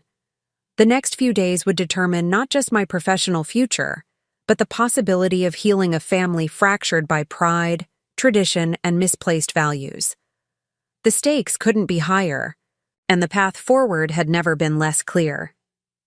I barely slept that night, Eric's unexpected proposal circling in my mind. By morning, I knew I needed objective advice before making any decision. I called Kevin and asked him to meet me at Phoenix Ridge, neutral ground where we could speak freely. The farmhouse kitchen had become our makeshift headquarters, with renovation plans and vineyard layouts spread across the sturdy oak table. Kevin arrived just as I was reviewing equipment orders that had been mysteriously delayed. "Eric came to see me last night," I said without preamble, pouring us both coffee in chipped mugs. Kevin's eyebrows rose. "That's unexpected. What did he want?"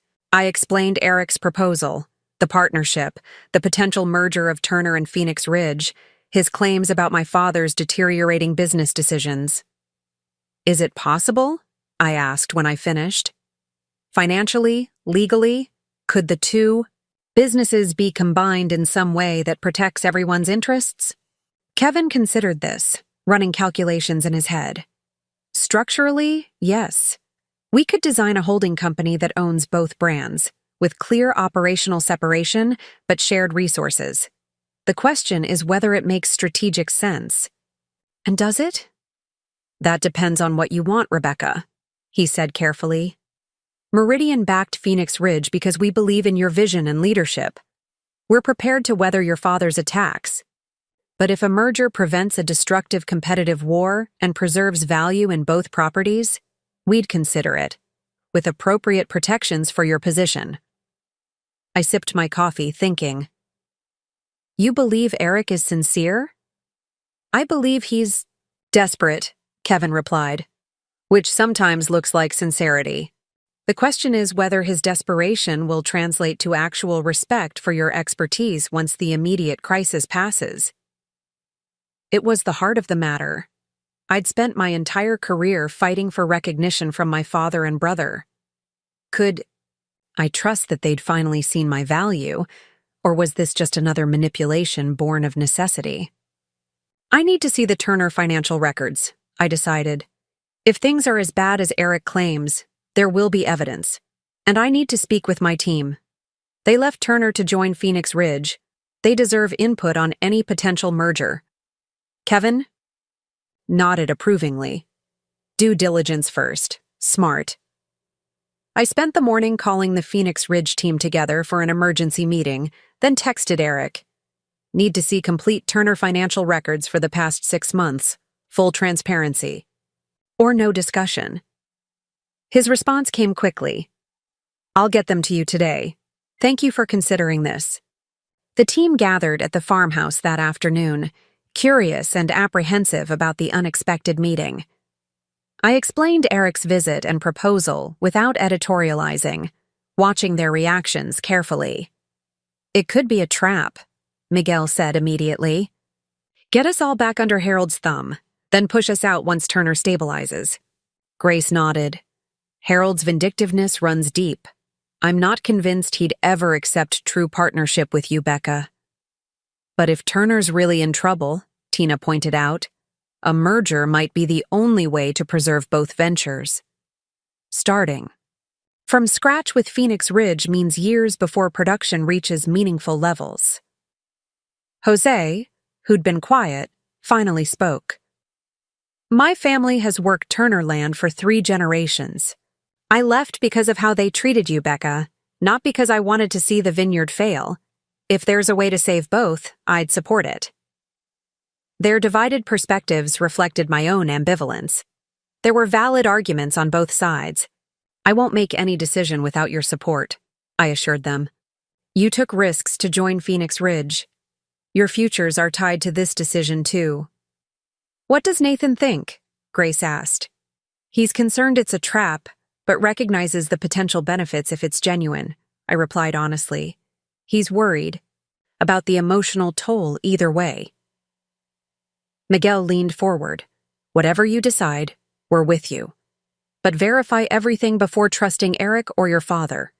By evening, Eric had delivered the financial records as promised, complete with profit and loss statements, cash flow projections, and bank account summaries. Grace and I spent hours reviewing them at my dining room table, the evidence of Turner's decline painfully clear in the numbers. He wasn't exaggerating, Grace said, pointing to the vineyard's cash reserves, which had plummeted 70% in 3 months. These discounts are bleeding them dry. And look at these production costs. They've cut quality control staff by half. The reserve wines will suffer, I noted, studying the barrel aging schedules. They're rushing bottles to market that should be aging at least another year. Short-term thinking, Grace agreed, sacrificing long-term reputation for immediate cash flow. The records confirmed what Eric had claimed. My father's vendetta against Phoenix Ridge was accelerating Turner's financial problems. But they also revealed something more troubling. The vineyard had been struggling before our conflict began. My father's management decisions over the past year had already weakened Turner's position. He was setting Eric up to fail, I realized. Aloud. Even without Phoenix Ridge, Turner was heading for difficulty. Which makes me wonder if Harold has other plans, Grace said thoughtfully. Maybe he never intended Eric to succeed long-term. The insight struck me like a physical blow. What if my father's real plan had been to install Eric temporarily, then sell Turner to a corporate buyer once I was pushed out? It would explain the hasty leadership transition, the lack of proper succession planning. The next morning, I called. Eric. I've reviewed the financials. We need to talk, all of us, you, me, and Dad. Dad won't agree to that, Eric said immediately. He's still furious about Phoenix Ridge. Then this conversation is over before it begins, I replied firmly. I won't negotiate with you alone when he remains the majority shareholder and decision-maker. Eric was silent for a moment. Let me see what I can do. No promises. 2 hours later, he called back. He's agreed to meet. Tomorrow morning, 9 a.m. at the house. Just the 3 of us. The prospect of facing my father again sent anxiety spiraling through me. I called Nathan at work. Dad's agreed to meet, tomorrow morning. Do you want me there? He asked immediately. I considered it. No. This needs to be just the 3 of us. But I'll call you right after. Be careful, Becca, he cautioned. Your father is cornered now. That makes him dangerous. The warning stayed with me as I prepared for the meeting, reviewing Turner's financial documents again and outlining potential solutions that would protect both vineyards' futures. I slept poorly, dreaming of vineyards withering on the vine, of barrels cracking open, wine pouring out like blood. The next morning, I drove to my parents' Victorian home on the Turner property, the place where I'd grown up. As I parked beside Eric's car, memories flooded back. Harvest celebrations on the wide porch, Sunday dinners in the formal dining room, learning to prune vines with my grandfather in the surrounding vineyards. This place had shaped me, for better and worse. Now I was returning not as the dutiful daughter, but as an equal, a competitor, perhaps even a savior. My mother answered the door, her expression a mixture of hope and anxiety. Rebecca, she said, stepping back to let me in. Thank you for coming. Eric said it would be just the 3 of us, I replied, noting her presence. It will be, she assured me. I'm leaving for town. She hesitated. I just wanted to see you. The vulnerability in her voice softened something in me. I'm sorry this has been hard on you, Mom. She touched my arm briefly. Just listen to each other today. That's all I ask. After she left, I found Eric and my father waiting in my father's study, the room where he'd conducted Turner business for decades, where I'd often been summoned for criticism disguised as feedback over the years. My father looked older than when I'd last seen him, the lines in his face deeper, his posture less commanding.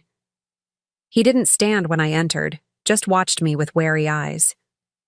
Thank you for coming, Eric said, breaking the uncomfortable silence. I've explained to Dad why I think we need to find a solution that preserves both Turner and Phoenix Ridge. My father grunted. You've explained your opinion. I haven't agreed to anything. At least we're talking, I said, taking a seat across from him. That's a start. Let's be clear, my father said brusquely. I agreed to this meeting because Eric believes Turner's future depends on reconciliation. I remain unconvinced.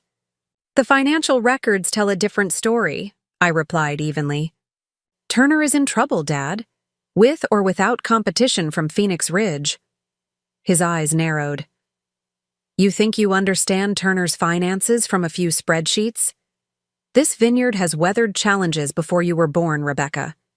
Not like this, I countered.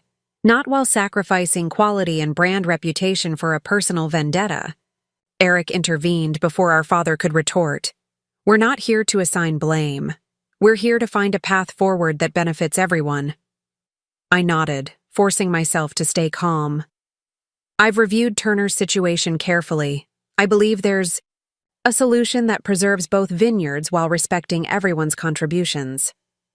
I'm listening, my father said stiffly. I outlined my proposal. A holding company that would own both Turner Vineyards and Phoenix Ridge, with clear separation between the brands but shared resources where it made sense. Turner would maintain its established identity while Phoenix Ridge would focus on innovation and organic methods. Eric and I would co-lead the combined entity, with my father transitioning to chairman emeritus. This gives Turner the benefit of Meridian's investment without selling control to outsiders, I explained. It ends the destructive competition between us and creates a stronger total enterprise. My father listened without interruption, his expression unreadable. When I finished, he was silent for a long moment. And what happens to the Turner name? He finally asked. The legacy my father built, that I've protected for 40 years? It continues, I assured him. Turner Vineyards remains exactly what it's always been. A respected producer of classically styled wines. Phoenix Ridge becomes our innovation arm, exploring new approaches without diluting the Turner brand. 2 brands, 1 family, Eric added, stronger together than separate. My father stood abruptly and walked to the window, looking out over the vineyards that stretched to the horizon. His vineyards, the land he'd worked since he was a boy, that he'd expected to pass down through generations. I never wanted this conflict, he said without turning. I just wanted what was best for Turner. We all want that, I said quietly. We just disagree about what best means. He turned to face me. You really believe you can run Phoenix Ridge and co-manage Turner with your brother after everything that's happened? I believe we can try, I replied honestly. With clear agreements, defined responsibilities, and mutual respect. It won't be easy, but it's better than destroying both ventures out of pride. My father looked at Eric. And you? You're willing to share leadership after I promised you full control? Eric met his gaze steadily. I'm willing to acknowledge that I need Becca's expertise. These past weeks have shown me that running Turner is more complex than I realized. And frankly, Dad, your scorched earth campaign against Phoenix Ridge has made my job impossible. The blunt assessment seemed to surprise my father. He returned to his chair, suddenly looking very tired. I've spent my life building this vineyard, he said slowly. following in my father's footsteps, preserving his methods, his values. The thought of changing that. He shook his head. Grandpa was an innovator in his time, I reminded him gently. He was one of the first in the valley to use stainless steel fermentation when everyone else thought it was sacrilege. A ghost of a smile touched my father's lips. He took hell for that from the old-timers. They said he was ruining winemaking tradition. And now it's standard practice, I noted. Innovation and tradition aren't enemies, Dad. They're partners. That's what this merger could represent, honoring the past while embracing the future. He studied me for a long moment. You've always been stubborn, just like him. Just like you, I countered. He nodded, acknowledging the truth of it. I need time to think, and I'll need to see detailed terms, ownership percentages, management structure, safeguards for the Turner brand. Of course, I agreed, careful not to show too much eagerness. Meridian's legal team can draft something for review. My father stood, signaling the end of the meeting. I'll consider your proposal. That's all I can promise today. It wasn't the immediate reconciliation Eric might have hoped for, but it was more than I'd expected. My father was at least willing to consider the merger, rather than dismissing it outright. As we walked out together, Eric touched my arm. Thank you for coming, for being open to this. I haven't agreed to anything yet either, I reminded him. My team needs to be protected in any agreement, and I won't compromise on quality or sustainability practices. Understood, he said, surprising me with his easy acceptance. One step at a time. Driving home, I felt a strange mixture of hope and caution. The meeting had gone better than expected, but decades of family dynamics couldn't be resolved in a single conversation. Trust would take time to rebuild, if it could be rebuilt at all. Nathan was waiting when I got home, concern etched on his face. How did it go? Better than I feared, not as well as I hoped, I replied, sinking onto the couch beside him. Dad didn't reject the idea outright. He's going to consider it. That's something, Nathan acknowledged. Do you think he's sincere? I considered the question carefully. I think he's pragmatic. He sees that his current approach is failing, and he's looking for an alternative that preserves his dignity and the Turner legacy. And Eric? Seems genuinely chastened by his experience trying to run things, I said. Though whether that humility would last once the crisis passes is another question. Nathan put his arm around me. What does your gut tell you?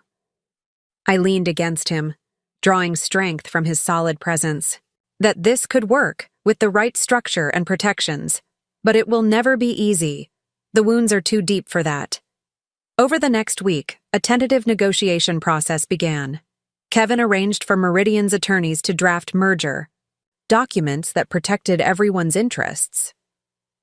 Eric and I met several times to discuss operational details, gradually finding common ground on how the combined entity might function.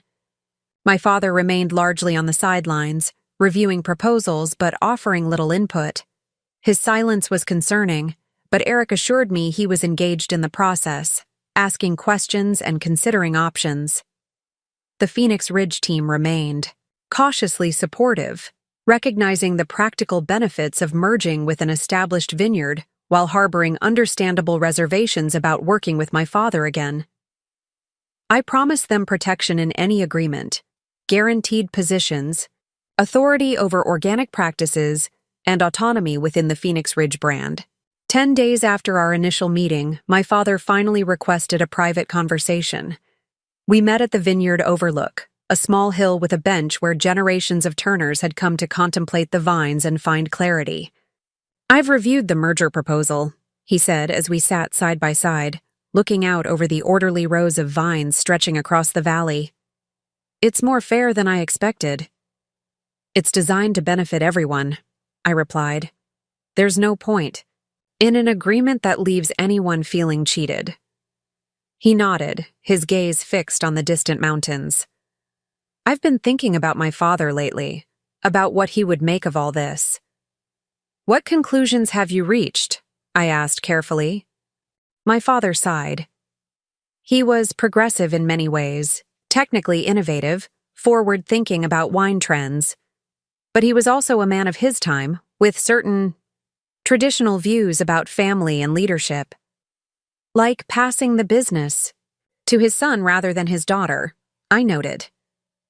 Yes, my father acknowledged. Though in fairness, my sister never showed interest in winemaking. The question never really arose. But it arose with me, I said. I made my interest and commitment clear for a decade. You did, he agreed, surprising me. And I failed to recognize that properly. My decision to favor Eric wasn't based on capability, it was based on tradition. On doing things the way they'd always been done. The admission, so long in coming, left me momentarily speechless. I'm not saying I was wrong to want Eric involved in the leadership, my father continued. He's my son, and he has valuable perspectives and skills. But I was wrong to dismiss your contributions and expertise, to make it an either-or proposition when it could have been both and. Thank you for saying that, I said quietly. It means a lot to hear you acknowledge it. He turned to look at me directly. I'm not good at admitting mistakes, Rebecca. You know that about me. But these past weeks, watching Turner suffer without your guidance, seeing the loyalty you inspired, in the team members who followed you, it's forced me to reconsider many things. And your conclusions? That Turner Vineyards needs you, he said simply. That your brother needs your partnership, and that I've been a fool to let pride and outdated thinking nearly destroy what 3 generations have built. I studied him, searching for signs of manipulation or insincerity, but all I saw was exhaustion, regret, and a flicker of hope. The merger makes sense, he continued. 2 brands, different approaches, shared resources. Turner maintains its tradition while Phoenix Ridge explores new directions. It's actually quite elegant. It could be, I agreed cautiously, with the right structure and mutual respect. He nodded. I've added some conditions to the agreement. First, both brands retain distinct identities. No blurring of the Turner heritage with experimental approaches. Second, I remain involved as chairman emeritus for 3 years, with advisory capacity but no operational control. Third, you and Eric truly share leadership. Major decisions require both your approvals. The terms were reasonable, even protective, of my position. And after 3 years? I asked. After 3 years, I step away completely, he said, his voice catching slightly. The vineyard belongs to the next generation, to you and Eric as equals. It was everything I'd wanted. Recognition, authority, equality, yet something still troubled me. Dad, I need to know this isn't just a tactical retreat, that you won't undermine me once the merger is complete and Phoenix Ridge is no longer a threat. He was quiet for a moment. I understand your skepticism. I've given you ample reason for it. All I can offer is my word, and actions that will prove it over time. And Mom? How does she feel about this? A small smile touched his lips. Relieved. Hopeful. She's been caught in the middle of this conflict, torn between her husband and her daughter. The thought of reconciliation means everything to her. I nodded, understanding. My mother had always been the peacemaker, smoothing over conflicts, seeking harmony even at personal cost. What about Thanksgiving? I asked suddenly. Would we all be together, the Mitchells and the Turners? Is that what you want? He asked carefully. I want my children to know their grandparents, I said. I want family gatherings without tension and resentment. I want holiday traditions that don't come with conditions. Then yes, my father said firmly. Thanksgiving, Christmas, birthdays, all of it. Family is family, regardless of business arrangements. As the sun began to set over the vineyard, casting long shadows across the rows of vines, I felt something shift inside me.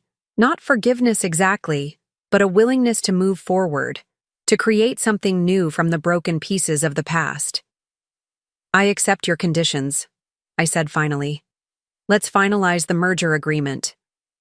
My father extended his hand, and I took it, a formal gesture that somehow carried more meaning than an embrace would have. We were making a pact, professional and personal, that would reshape both our relationship and the future of Turner Vineyards and Phoenix Ridge. The merger proceeded quickly after that. Legal documents were signed, announcements prepared, team integration planned. The industry responded with surprise and interest. The Turner-Phoenix merger represented something new in the valley, a blending of established tradition and innovative approach under shared family leadership. 3 months. Later, I stood in the renovated Phoenix Ridge tasting room, watching as the first guests arrived for our grand opening. The space beautifully balanced rustic and modern elements, with expansive windows showcasing the newly planted vineyard blocks. Nathan came to stand beside me, pride evident in his smile. "It's magnificent, Becca. Everything you envisioned." "Not quite everything," I admitted. I never envisioned reconciliation with my father and brother. Never thought Turner and Phoenix could exist together. "Life rarely follows our exact plans," he observed. "Sometimes it's better for it." Across the room, I saw my father Deeps, in conversation with Miguel about trellising systems for the new plantings. 2 men who months earlier had been bitter adversaries, now sharing knowledge and experience. Eric was showing Sarah from Westfield Distribution our innovative wine preservation system, his enthusiasm genuine for techniques he'd initially dismissed. And my mother was with Zoe and Tyler, helping them arrange welcome flowers for the tasting. 3 generations connected by more than just DNA, by a shared heritage of wine and family and land. The path to this moment had been painful, filled with conflict and heartache. The wounds weren't fully healed. Perhaps they never would be. Trust was still fragile, requiring constant nurturing and occasional repair. But as I watched my children, laughing with their grandmother, I knew the struggle had been worth it. I had refused to accept less than I deserved, had stood firm in my value and vision. That courage had ultimately transformed not just my professional standing, but my family relationships as well. Phoenix Ridge and Turner Vineyards would continue to evolve, each with its distinct identity yet strengthened by connection. And I would lead them both, alongside my brother, proving that the most complex and satisfying wines come from vineyards where tradition and innovation flourish side by side. "Ready to welcome our first guests?" Nathan asked, squeezing my hand.